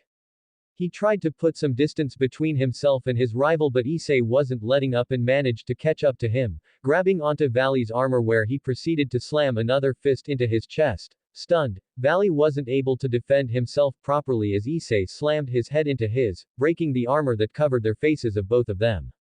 Still filled with rage, Issei assaulted Valley with a combination of kicks and punches, which he ended with a double-handed hammer punch which sent the White Dragon Emperor crashing into the ground. Interesting, Hyodo Issei. Valley managed to get back to his feet to the surprise of Rias and the disbelief of Issei. To think you'd be able to push me to this point. I will make sure not to play around next time, if there is one. Albion, you think it's worth it to show him the Juggernaut drive? Forget it, Valley. This situation is not favorable for us. I, who am about to awaken. Listen to me, Valley. Am the heavenly dragon who has, to the relief of Albion. Valley's chant was interrupted as the barrier surrounding them broke due to the new arrival. Baiko. What brings you here? We're about to head out and fight with the Northern Earth gods and I know you wanted to join in. Baiko responded, twirling the staff in his hand and resting it on his shoulder that was covered by the armor he wore. Right, I forgot. Who are you? Issei demanded, a bit miffed at the casual conversation those two were having. His name is Baiko, Azazel told him. He's a descendant of the victorious fighting Buddha, Sun Wukong. Still, to think someone like him would join Chaos Brigade. Sun Wukong huh? Naruto repeated as he walked over to Azazel. He was running his fingers through his daughter's hair as she was tired and half asleep. Hey monkey boy, is that old ape still Indra's lapdog? Next to him Azazel choked on his spit and Baiko himself wasn't doing much better. Their reaction was for a good reason, of course, considering Sun Wukong was a revered figure in the supernatural, especially the Yukai faction. I dunno. Baiko shrugged. I don't keep up with him. I'm more free-spirited than he is.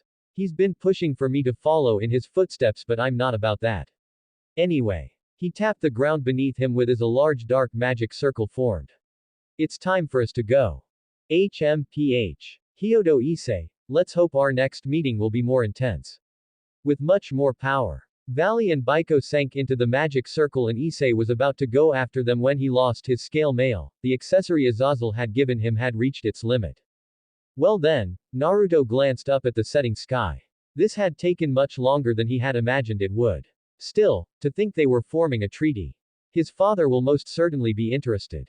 He'd have to keep an eye out for Chaos Brigade as well, though he was already aware of the existence of the organization prior to this. Office being the leader was new. Giving the collection of people one more parting glance, Naruto simply teleported away. Without a sound or trace, leaving Azazel to look around as he noticed the two blondes missing. Naruto reappeared inside of the Yukai Palace in Kyoto. He looked around before letting out a breath of relief when Yusaka hadn't shown herself. He hoped she wouldn't be back for some time as he had returned much later than he had told her. And, well, it would be hard to explain why a simple meeting had taken this long. And if she'd find out, he'd be in a world of hurt. So he cautiously towards the living room that was a bit deeper in the palace.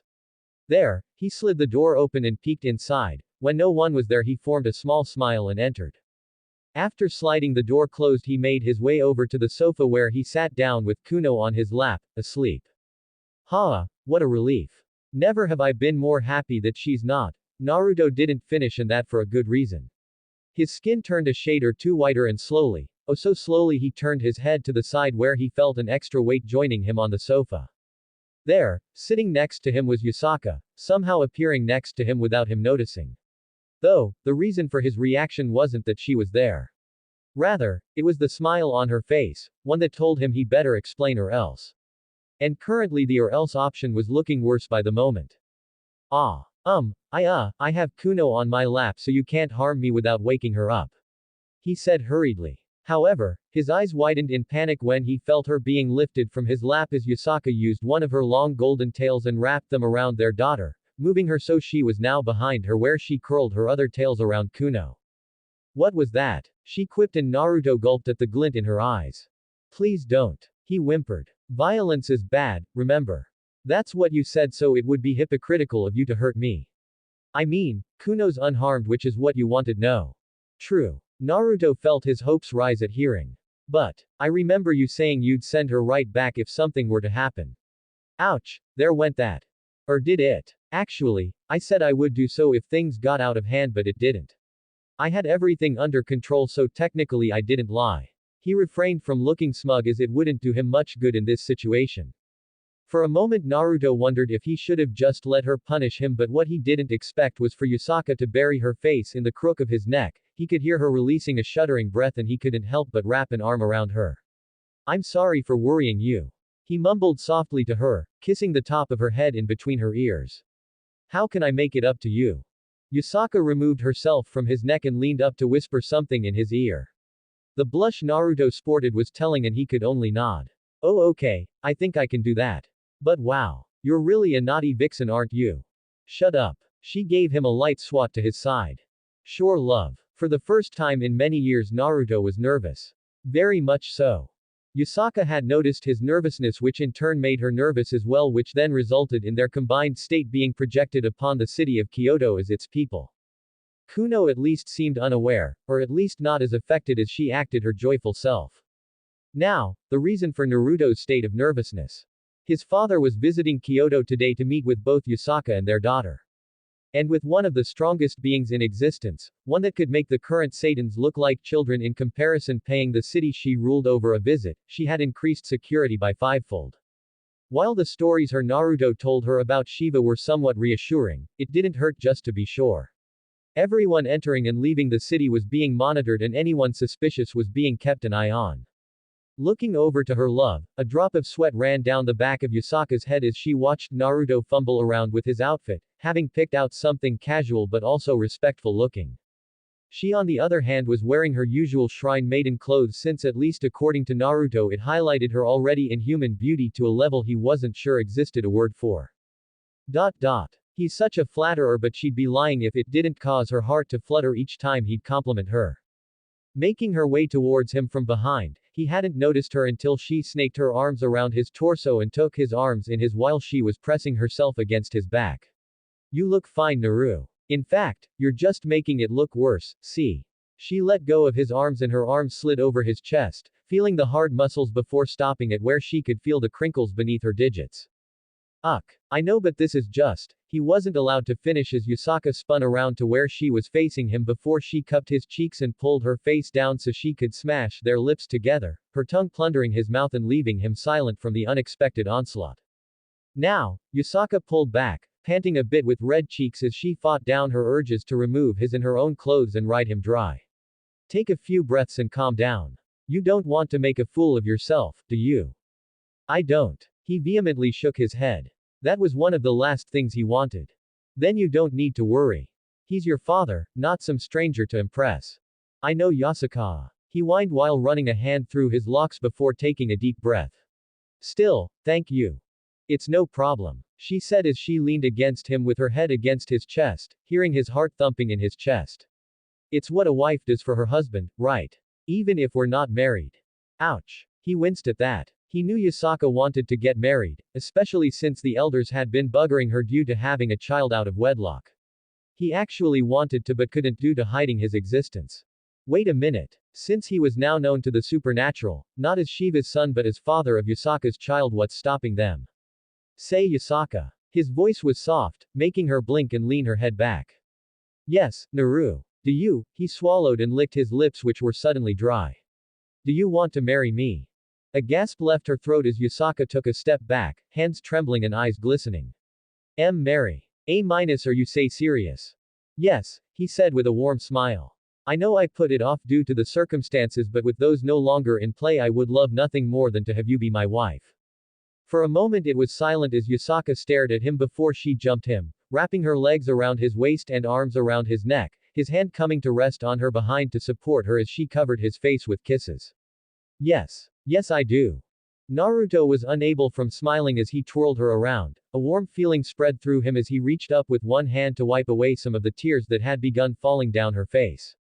Yusaka buried her face in the crook of his neck as he rubbed up and down her back and he could feel and hear her sniff. Mama. Papa. Naruto turned around when he heard Kuno and saw his daughter in her own shrine maiden outfit, which looked adorable on her, staring at them with a tilt of her head. What is Mama doing? He walked up to Kuno and ruffled her hair which made her pout. She's just a bit emotional, Kuno-chan. Is that bad? Naruto shook his head. No it's not sweetie. Mama is just really happy. But why? She didn't understand. Mama looked to be crying and you only cried when you were sad, right? It was Yusaka who answered as she removed herself from him and stood on her own feet before she reached out to her daughter and hugged her close to her. It's because your papa asked me to marry him, sweetheart. Mama has been waiting for that for a while. She glanced at him with a smile and nudging her head over to him. Naruto joined the two in their hug, Kuno smiling as she was held in between her parents as they offered comfort. She wouldn't mind staying here forever if she could. By now he had taken notice that his clothes were all wrinkled up but it's how it is. Naruto perked up when he sensed his father's presence entering Kyoto and looked at Yusaka who noticed his expression. I take it it's time. Yes, I just sensed him entering the city. Alright, let's greet him then. It would be disrespectful not to and I intend to leave a good first impression on my future father-in-law. They were standing patiently at the entrance leading to the palace, the place Yusaka and Kuno lived in and where he had been staying in the past few weeks. Kuno stood in front of them as he and Yusaka were beside another. Coming into view, Yusaka recognized Amaterasu, surprised by the sun goddess appearance. Her surprise quickly turned into confusion as she took note of the teenage boy walking beside her, raising a single of her delicate eyebrows at his green, bluish hair. Her eyebrow didn't lower, not even when they came to a stop before them and her golden orbs met the boy's red ones. Why are you looking at her like that, Dad? Yusaka blinked as she heard Naruto's words, slowly processing them before her eyes widened. Single quote. Naruto saw this and shook his head with a sigh. Great. He sent his father a dry look which was met with his own, but he noticed the corner of his mouth curving upwards before he turned to the sun goddess. Say, what brings you here, Amaterasu? I wasn't aware you'd be tagging along. Well, with you being the son of Shiva and Yusaka being like a daughter to me, we decided an alliance would be a good way to bring our pantheons together, especially since there's already a close bond from you and Yusaka. Oh, I wasn't aware of that. He looked at his father who was inspecting the small blonde fox girl that was doing her best to meet his gaze with her own. Thankfully Yusaka was brought out of her stupor as she quickly bowed her head. Please forgive me for my insolence, Shiva Dono. The god of destruction waved his hand. It's fine. I thought my son would have told you of my appearance. He glanced at Naruto who found the floor much more interesting. And there's no need for the dono suffix, especially not from my future daughter-in-law. He said, making her eyes widen at how he knew that since it happened only a couple minutes ago. Naruto leaned in close to whisper after seeing her look of surprise. He can read minds. So make sure to train your mental defenses, though he won't do it now that I told you. Ah. A soft noise left her as that was certainly surprising. So, I take it she's my granddaughter. Come on sweetie, introduce yourself to grandpa. The young girl took a small step forward and introduced herself with a small bow, her 9 tails being held close. I'm Kuno. Nice to meet you, grandpa. She said nervously as her ears flattened against her head and her big eyes flickering to him and everywhere else. Looking at her, Shiva's eye twitched as she was indeed as cute as his son described her, and from the smirk on his face, his son knew what he was thinking as well. How about we continue this inside? Don't you agree that would be better? Amaterasu butt in as she wanted to see how this'll develop, and doing it out here was a bit awkward. Of course. Naruto said as he and Yusaka nodded. Follow us please. He lifted Kuno in his arms as she was still nervous and led them in the palace to the living room. Come again? Sears X asked Ajuka, as he made the motion of clearing his ear with his finger. I said that Shiva has been spotted entering Kyoto. I see, Sears X mused while nodding. I guess I did hear it correctly the first time. Are we sure it's actually him? Ajuka gave a nod. Yes, the information comes from one of our best spies who is 100% sure. Going as far as betting his whole credibility on it. And what's the Hindu god of destruction and one of the strongest beings in existence doing in Kyoto of all places? The Crimson Lucifer cried out as the atmosphere in the room became more serious. I'm not sure either, Sears X, though the report also said he was spotting together with Amaterasu making their way to the Yukai Palace. What? It's bad enough one member of the Trimurti is out in the open, but seen together with the Shinto gods raises even more questions. And now the Yukai are involved as well. The latter remains unsure. That Yukai are also involved is pure speculation. It's widely known Yusaka has ties with the Shinto pantheon. Sears X's mind went back to the faction meeting last week, which was attended by the intriguing blonde who was there on behalf of the Shinto. Not to mention that he was the elusive father of Yusaka's child, which came as a surprise. Could it be that the blonde had any ties to the Hindu gods? Ajuka, remember that blonde I told you and Falbium about the other day? The one responsible for killing Kateria Leviathan. Sears X nodded. Then I do, why? I think he may have ties to the Trimurti, or at least the Hindu gods. That made Ajuka pause. It's plausible. I've looked into him after your report and wasn't able to find much. Only that he's definitely not human, as he's been sighted several times the last century, with most sightings having been in Kyoto. I knew that much. The ease of which he took care of Kateria, who's an ultimate class devil, told me such. Still, I want more on him, someone that powerful can't be hard to find. I'll have Serafal inform the general population to be on the lookout as well, but not engage.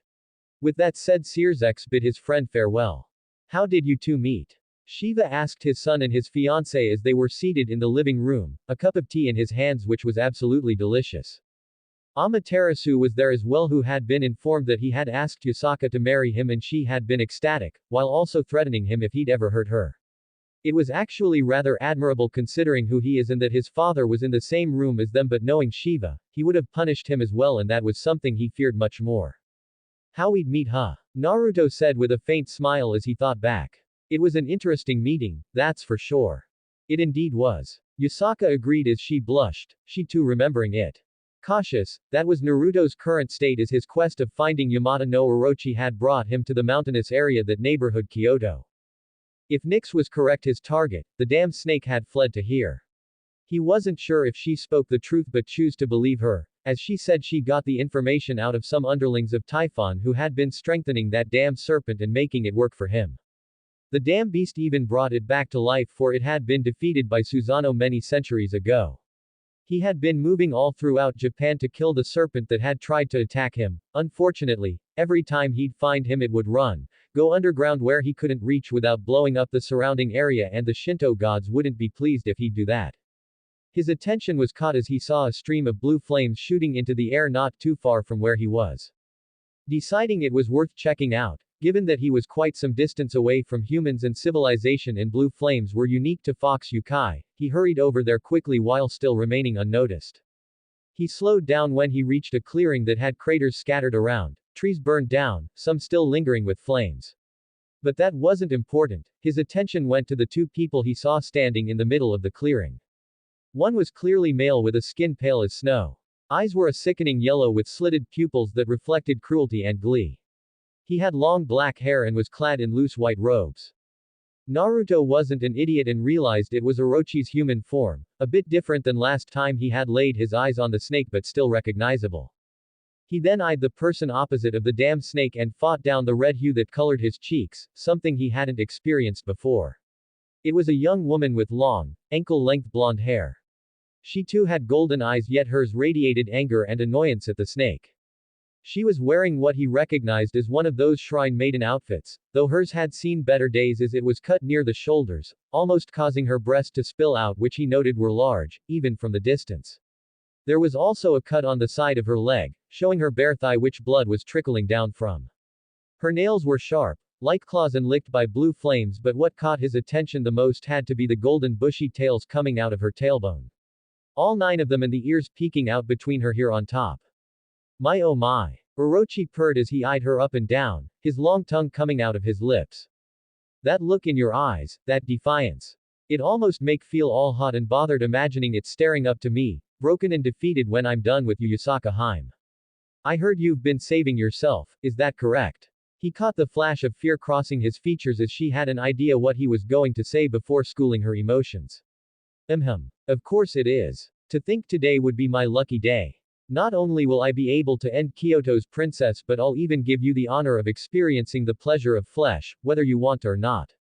Orochi let out a sickening laughter that had the fur of Yusaka's tail stand straight from the thought of losing her purity from rape by someone as sickening as the serpent before her. If worse came to worse, she'd rather kill herself instead of giving Orochi the pleasure of using her in that manner. Oh my. What do we have here? A male voice rang through the clearing, causing Yusaka to look around before spotting a blonde looking to be in his 20s casually walk towards them. Yusaka eyed him with curiosity as she didn't feel any power from him but knew that the blonde wasn't human. His eyes, those colorful orbs, and the casual manner he strutted to them told her that much. Her suspicions were only confirmed when she saw the fear-filled expression on Orochi's face, who seemed to have paled several shades whiter than he already was. Why you? Orochi stuttered, taking a step back, which made Yusaka even more interested to see what or who could struck such fear into the serpent who had been able to handle her with little issue. Why are you here? Orochi, you didn't think I was going to let you run around freely, didn't you? Especially after that pathetic attempt after catching me off guard last time. Yusaka curiously listened in as it seemed the blonde had some history with the serpent. I've been searching for you through Japan with no luck. At least until Nyx directed me here. Imagine my surprise after wandering around when I noticed the blue flames of a fox yukai. I find you here, threatening to not just kill but to rape the beautiful woman behind me. The air in the clearing became choking as the blonde's presence made itself known. Yusaka felt like she was being crushed, like an actual mountain had been dropped on her shoulders as she couldn't move, even just breathing became a chore. This presence was much more than anything she had felt before. Orochi was like an ant in comparison to this blonde. You've been running from me for a while now, so I made sure you won't be able to escape this time. This clearing is sealed off from the real world, not even hiding underground will save you from me. The blonde moved to Yusaka, taking a hold of her hand which had her blush as a warm feeling spread through her entire being and she could feel her wounds heal and her fatigue disappear. The oppressive weight disappeared as well, for her at least as Orochi was still frozen. You stay safe, okay. This will be over soon. The soft manner of how spoke along with the concern he showed for her caused her to blush furiously as she felt her heart pounding in her chest. This was different than any interaction she had before. But she wasn't able to ponder on it as he pulled back his hand and turned to face Orochi. Now, since you've got nowhere to run, I wonder how long you'll last. Naruto grinned as Orochi backpedaled, frantically looking for a means to escape which there was none. Faster than either Yusaka or Orochi were able to react, Naruto was already beside him with his fist buried deeply in the serpent's stomach. It was as if time seemed to stop for a moment before a gust of wind was expelled where his fist met contact and Yusaka had to put her hands up to her face as the gust made her hair flutter. Blurg. Spittle and blood left Orochi's mouth and he was about to be launched back before Naruto grabbed a hold of his leg before slamming him in the ground hard enough to form a several feet wide and deep crater. He lifted the unmoving Orochi up by his long hair before with a casual flick of his wrist sent him sprawling to the side. I know you're weak, but even someone as vile and disgusting as yourself would be able to survive that. Oh ho ho ho. True to his word, Orochi got to his feet, looking relatively unharmed while still wearing that sickening smile. Truly the word of your strength isn't exaggerated. To think a mere brat like yourself, regardless of who your father is, would already be this powerful. You know of me. Indeed, Typhon informed me of you. It's why he wanted me to take you out. Which unfortunately failed. Typhon did, huh? Naruto mused with a nod. How interesting. As far as I'm aware, that dirty serpent is in hiding as well. I wonder. If I tell my father about his pathetic assassination attempt, he may have to go in hiding indefinitely. Then again, the only place a dirty snake should be is beneath my boot. Yusaka was paying rapt attention between the words that were exchanged. Her eyes widened in shock when Orochi mentioned Typhon, the Greek king of monsters and said to be in the top 10 strongest. Her shock only increased when the blonde said that his father, whoever that may be, was powerful enough to force someone of Typhon's caliber in hiding. Her interest in the blonde just continued to increase.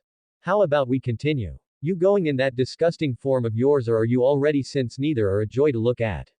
Not letting him reply, Naruto created a triple-layered magic circle, going from large to smaller.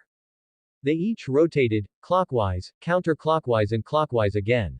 Seeing the attack and sensing the build-up of energy, Orochi was barely able to slam his hands down on the ground before him when it shot in a concentrated laser towards him.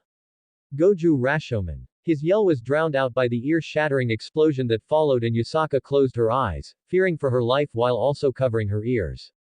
However, when she didn't feel a thing, she hesitantly opened her eyes to see the blonde standing before her with one arm outstretched, forming a translucent barrier of sorts as the rest of the clearing was filled with dust and dirt. As it began to die down, Orochi's form came into view, severely mangled but still alive. That almost, killed me. He coughed up more blood and shakily got back to his feet as Naruto let the barrier drop while clicking his tongue. I'm surprised you're still alive. Must have been whatever you did, but I wonder how much longer you'll last. Naruto taunted. You insolent child. Orochi hissed as Naruto scoffed. Be silent, you useless snake. You're nothing. Why Typhon brought you back to life escapes me, as I had more power in me than you do now when I was still a child. Naruto held his hand out as a small ball of condensed energy began to form, taking on a deep purple color. This right here has enough energy to wipe Japan off the face of the earth. Yusaka let out a shocked gasp. The concept of destruction given form. It makes the Bale's power of destruction pale in comparison. This is who you are dealing with.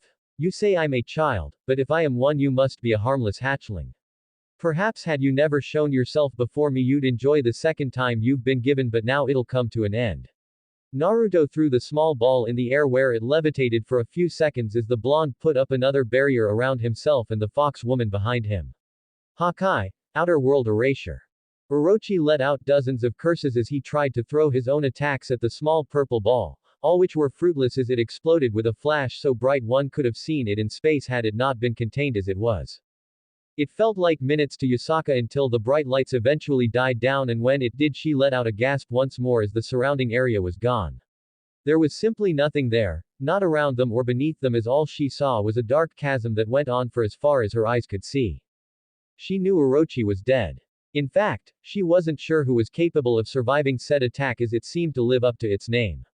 She watched as Naruto stepped out of the barrier and shocking her by floating there, seemingly inspecting the results before she saw a large magic circle form the entire circumference of the chasm. As much to her surprise, dirt came out of it and started to fill up the hole.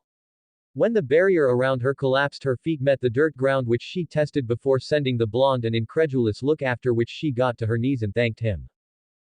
It was no bother. Naruto said, a bit awkward. Like I said, I've been searching for him for some time now. I'm just glad I came here in time. Speaking of which, what was someone of your status doing out here, battling against Yamato no Orochi? Yusaka growled. I went after him as he killed several of my people. I wasn't going to let that slide. I unfortunately underestimated him and wasn't aware of his true identity until he revealed it when I arrived here, or I would have brought back up. I see. That makes much more sense. Do you need any more help, or else I'll be on my way? Wait. You can't just leave after saving me like that. She pointed her finger to him with a glare. Naruto sent her a confused look. Why not? Because I want to properly thank you. I know you don't need me to. She said after seeing him about to object. But I want to. That's why I'm asking you to come with me to Kyoto. You can even use the hot springs there, which I'm sure you'd like to relax. Naruto let out a hum at her suggestion, glancing at her to see her playing with one of her tails while swaying on her feet. It wouldn't hurt. And he heard a lot of good things from Kyoto's hot springs, which he wished to experience himself. Alright, I'll go with you. Yusaka's eyes sparkled, and before he could react, she took his arm before dragging him with her as she began making her way back to Kyoto. And that's it, really. A party of sorts was held for me as a thank you for saving her. Yusaka and I had spent hours talking before I left, while promising her I'd come back soon. Naruto finished as he looked at Shiva and Amaterasu. You're not surprised? Shiva said to the sun goddess, who shook her head. No, I'm not. I already heard the story, though some details were left out at the time. What mainly had us worried at the time was that Yamato no Orochi had been brought back to life without our knowledge. We were very thankful for his interference in saving Yusaka's life. Shiva let out a hum. I see. Still, hearing that Typhon's sending assassins after you and that he's aware of our relationship was not what I expected.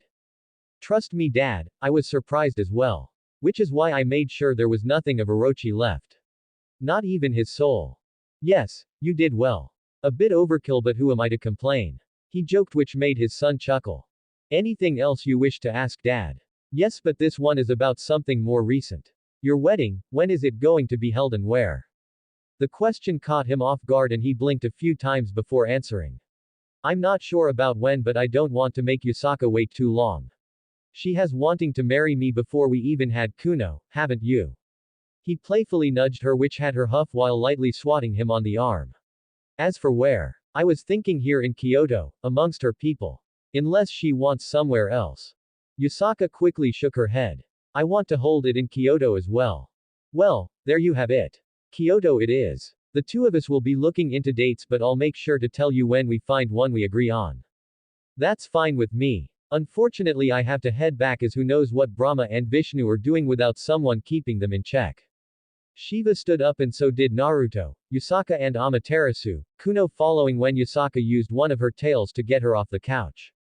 It was nice meeting the woman my son is so enamored by and seeing the genuine love between you two. He bent down a bit to ruffle his granddaughter's hair. And it was nice meeting you as well, Kuno. Perhaps you can bring her with you if you visit me next time, Naruto. I'm sure those two back at home will be delighted to meet her. Hey, I'll see what I can do. I need Yusaka's permission, after all. I'll probably drop by soon anyway to discuss certain matters I had almost forgotten. I'll look forward to that then. Have a great day. With that, Shiva, much like his son usually did, simply teleported out of the room back to India. I have to leave as well. Amaterasu said to the engaged couple. Oh. If you need any help with the wedding, be sure to call me, okay Yusaka-chan. Bye then. She too left, but with a flash of light.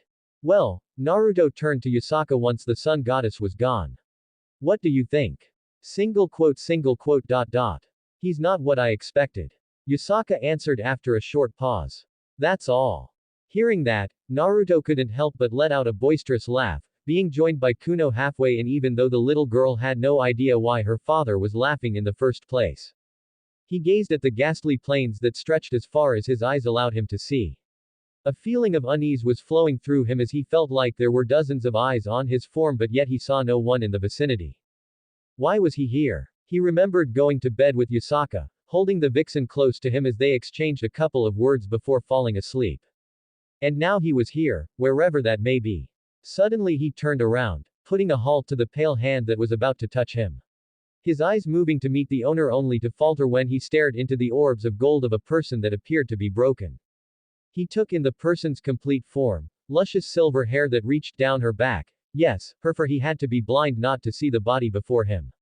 Even with the look of someone that was close to giving up completely, it didn't halt the sensuality she radiated, showing it was being done without her knowledge as she kept her own eyes on him, the fingers of her outstretched hand trembling as it failed to make contact.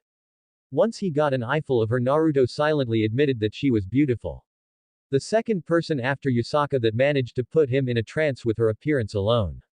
However, he was taken out of his thoughts, which he was thankful for when he saw the silverette's bottom lip tremble and her eyes moisten as she was unable to touch him. Single quote dot dot. And no. It was a weak utter but his keen ears managed to easily catch the sound. Single quote dot dot. Please help me. Naruto paused his movement of taking a step back with each time she'd step towards.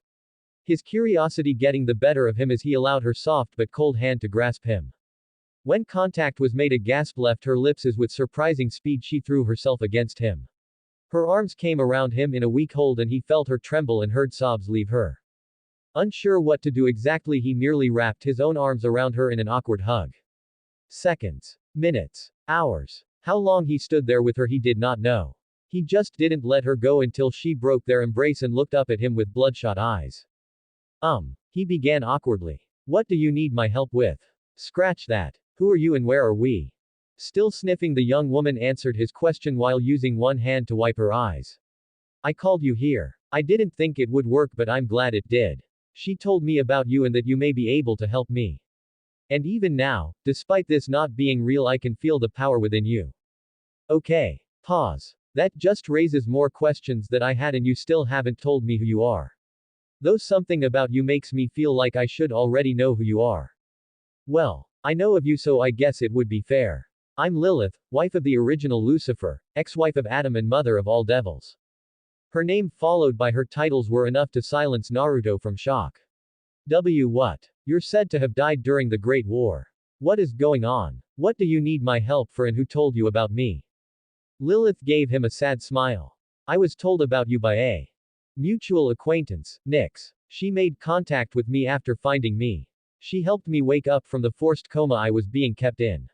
As for your help, I ask, no beg you to free me. According to her, I'm being held by Hades in his realm. He's keeping me unconscious and is using me to create an army of devils. Please. If you free me, I'll do anything for you. I'll marry you if that's what you want. I'll bear you children. A child between the two of us would be powerful. Hold on. Okay. Now, I won't make any promises but I will see if I can save you from wherever you are locked up. Hades is not very liked with his distaste of the supernatural and him voicing several times he'd get rid of him if he could. The fact that he's considered one of the strongest beings in existence and preparing an army of powerful devils should be worrying even to my father and uncles. As for the other part, while I admit that you are definitely one of the most beautiful women I've ever seen, with the stories not doing you justice, I already have a woman who I'm engaged to. Ooh, thank you. He was pulled into a crushing hug by the Silverette. And don't worry. Nyx already told me about her. Yusaka's her name if I remember. Though she didn't tell me you were engaged to her. Not that it matters to me. I'm a devil and will get what I want even if I have to share. She licked her lips after saying that caused a shiver to run down his spine. Ahaha. He chuckled as he was likely going to be in trouble were he to save her. He then felt his surroundings slowly melt away and gave Lilith a confused look. It appears you're waking up. Oh. Naruto mumbled. Okay then. I make no promise but I'll talk to Nyx and tell her about you. She should know more given that she stumbled upon you. Please hold out a bit longer. I will. I look forward to seeing you in person. Lilith blew a kiss in his direction, laughing softly when his cheeks gained a red hue before he left the area and leaving her once more by herself, though this time she was filled with hope. Outside, Naruto blinked his eyes open and was met with Yusaka's face hovering over his, a concerned look adorning her face. Yusaka dear, something wrong. He muttered sleepily as one hand began rubbing his eyes that wanted nothing more than remain shut. I was about to ask you that. You woke me up with how tightly you were holding me. He gave her a confused look. I did. I'm sorry, Yusaka. She shook her head. As long as nothing's wrong, it's fine. She told him as she laid herself on top of him. It is nothing, right? Yeah, he lied, omitting what had transpired with the weird dream or whatever it was. He needed to do some more research before bringing it up to her. If knowledge that Hades was keeping Lilith captive, who knows what may happen. I think I had a dream. Can't remember, but makes the most sense. He brushed a hand through her hair, lightly coming in contact with one of her fluffy ears. I see, Yusaka mumbled as she enjoyed his caress. I'm going back to sleep then. Still early. Naruto chuckled softly with a nod before leaning forwards and kissing her forehead. Do that. I'll join you shortly. You look adorable when sleeping. Single quote. Mo. Yusaka huffed as she laid back down on top of him. Naruto just smiled as he wrapped his arms around her before rolling them on their side. Her body pressing down on one of his arms as with the other he held her cheek, rubbing circles with his thumb which had her purr. Good night, Naru. She mumbled when leaning over and pressing her lips to his bottom one. I love you, were the words that left her as she fell back asleep. And I love you as well, Yusaka. He returned softly, smiling when her lips curved into a smile as well and she snuggled closer. He felt her tails coil around him beneath the blanket, acting as a second one that was warmer and softer as he absent-mindedly combed his fingers through the soft fur. The last thing on Naruto's mind as he felt his eyes close was to make sure and contact Nyx, for he was sure she knew more than she let on. She stood there with that smug smile, one that he admitted brought him irritation. It likely had to do with her whole haughty attitude, to be honest. Especially for someone with a small stature like her. Not that he'd say that out loud. I think you know why I'm here. He began once he saw he had her attention. She let out a hum before following it up with a nod. I do indeed. Her eyes glinted with something he couldn't quite decipher. You want to know her location? Yes. I know that you have the information. Nyx swayed on the balls of her feet. What's in it for me? If I provide the information you seek. At that, Naruto directed her a stare as to ask if she was serious. Turns out that she was. What do you want? He asked with a heavy sigh. She hummed while narrowing her eyes in thoughts. I want a favor, yes. Nyx nodded to herself. I don't know what I want at the moment, but something might come up someday which I could use you for. Thinking it over, he let out a drawn-out sigh as he nodded. Fine. One and only one favor. Nothing more. Of course. She responded with a smile of satisfaction, one that had him already regret his decision. So? He inquired as she just stood there. Ah. Right. Well, I take it she finally contacted you, hasn't she? About time. I honestly expected you to seek me out much sooner. Yeah. How about we get to the point? You knew that Lilith's still alive and held captive by Hades and never bothered to inform me. Tell me, do you wish to see me upset? How much longer until she would have been a broken shell? Hell, she already looked like one when I laid my eyes on her. Sensing his genuine anger, Nyx lost her playful aura and turned serious. Look, I'm sorry, okay. I didn't think you'd take it seriously. True, I've known she was being held for some time, but what did you expect me to do? Hades is stronger than me, stronger than any of the Greek gods, and he'd kill me if he wanted to. If I'd tell you, he would likely find out it was me, and those reapers of his are able to overwhelm me if they're working together. Eyeing her form for several seconds, he let out a sigh and shook his head. His fingers brushing through his blonde locks as this was really stress-inducing. You really making this harder than I had hoped. How about we go somewhere we can talk in peace and see from there? Her eyes lit up and she was quick to nod her head. I'd like that. Naruto let out a tired sigh as he plopped himself down onto the couch. He tilted his head back and closed his eyes. He was rather tired after having to deal with Nyx. The whole ordeal itself raised many more concerns he'd likely be thinking about the upcoming days. Are you alright? Yusaka's soft voice had him open his eyes and turn towards her, watching as she made her way to where he was sitting and proceeded to sit down next to him. I think so. I have a lot on my mind at the moment. He leaned back and welcomed Yusaka, who huddled up against him, resting her face beneath his chin as he placed an arm around her. You want to talk about it? Kuno's currently doing her own thing in the garden, so we have some time to our own. Naruto stared at the top of her head for a moment, watching those cute ears of her twitch every few seconds while inwardly mulling over whether or not he should speak of what's going on. Deciding that since he was going to marry her, he didn't want to lie, he relented. What I'm about to tell you is very secretive, okay, Yusaka-chan? You'll be one of the handful of people that will be aware. I trust you to keep it to yourself. Hearing that, Yusaka positioned herself so her head was resting on his lap as she laid on the couch, eyes staring up into his, and she could see he was serious, which had her nod. I promise, Naruto-kun. Alright. Remember last night, when I woke you up? Yes. You said it must have been a dream. Correct. And, well, I sort of lied. It was a dream, but I do remember what it was about. I just needed confirmation, which is what I now have. I see. Yusaka answered after a short period of silence, a bit hurt he lied to her but relieved he was now telling her the truth. Trusting her that much. And that confirmation came from who? Nyx, the primordial goddess of the night from the Greek pantheon. Yes, she's still alive and kicking, though with her I wonder how much longer. Anyway, back to the dream. If I can even call it that. What do you mean? She put up a confused expression that was more adorable if anything, and he refrained from leaning down and kissing her.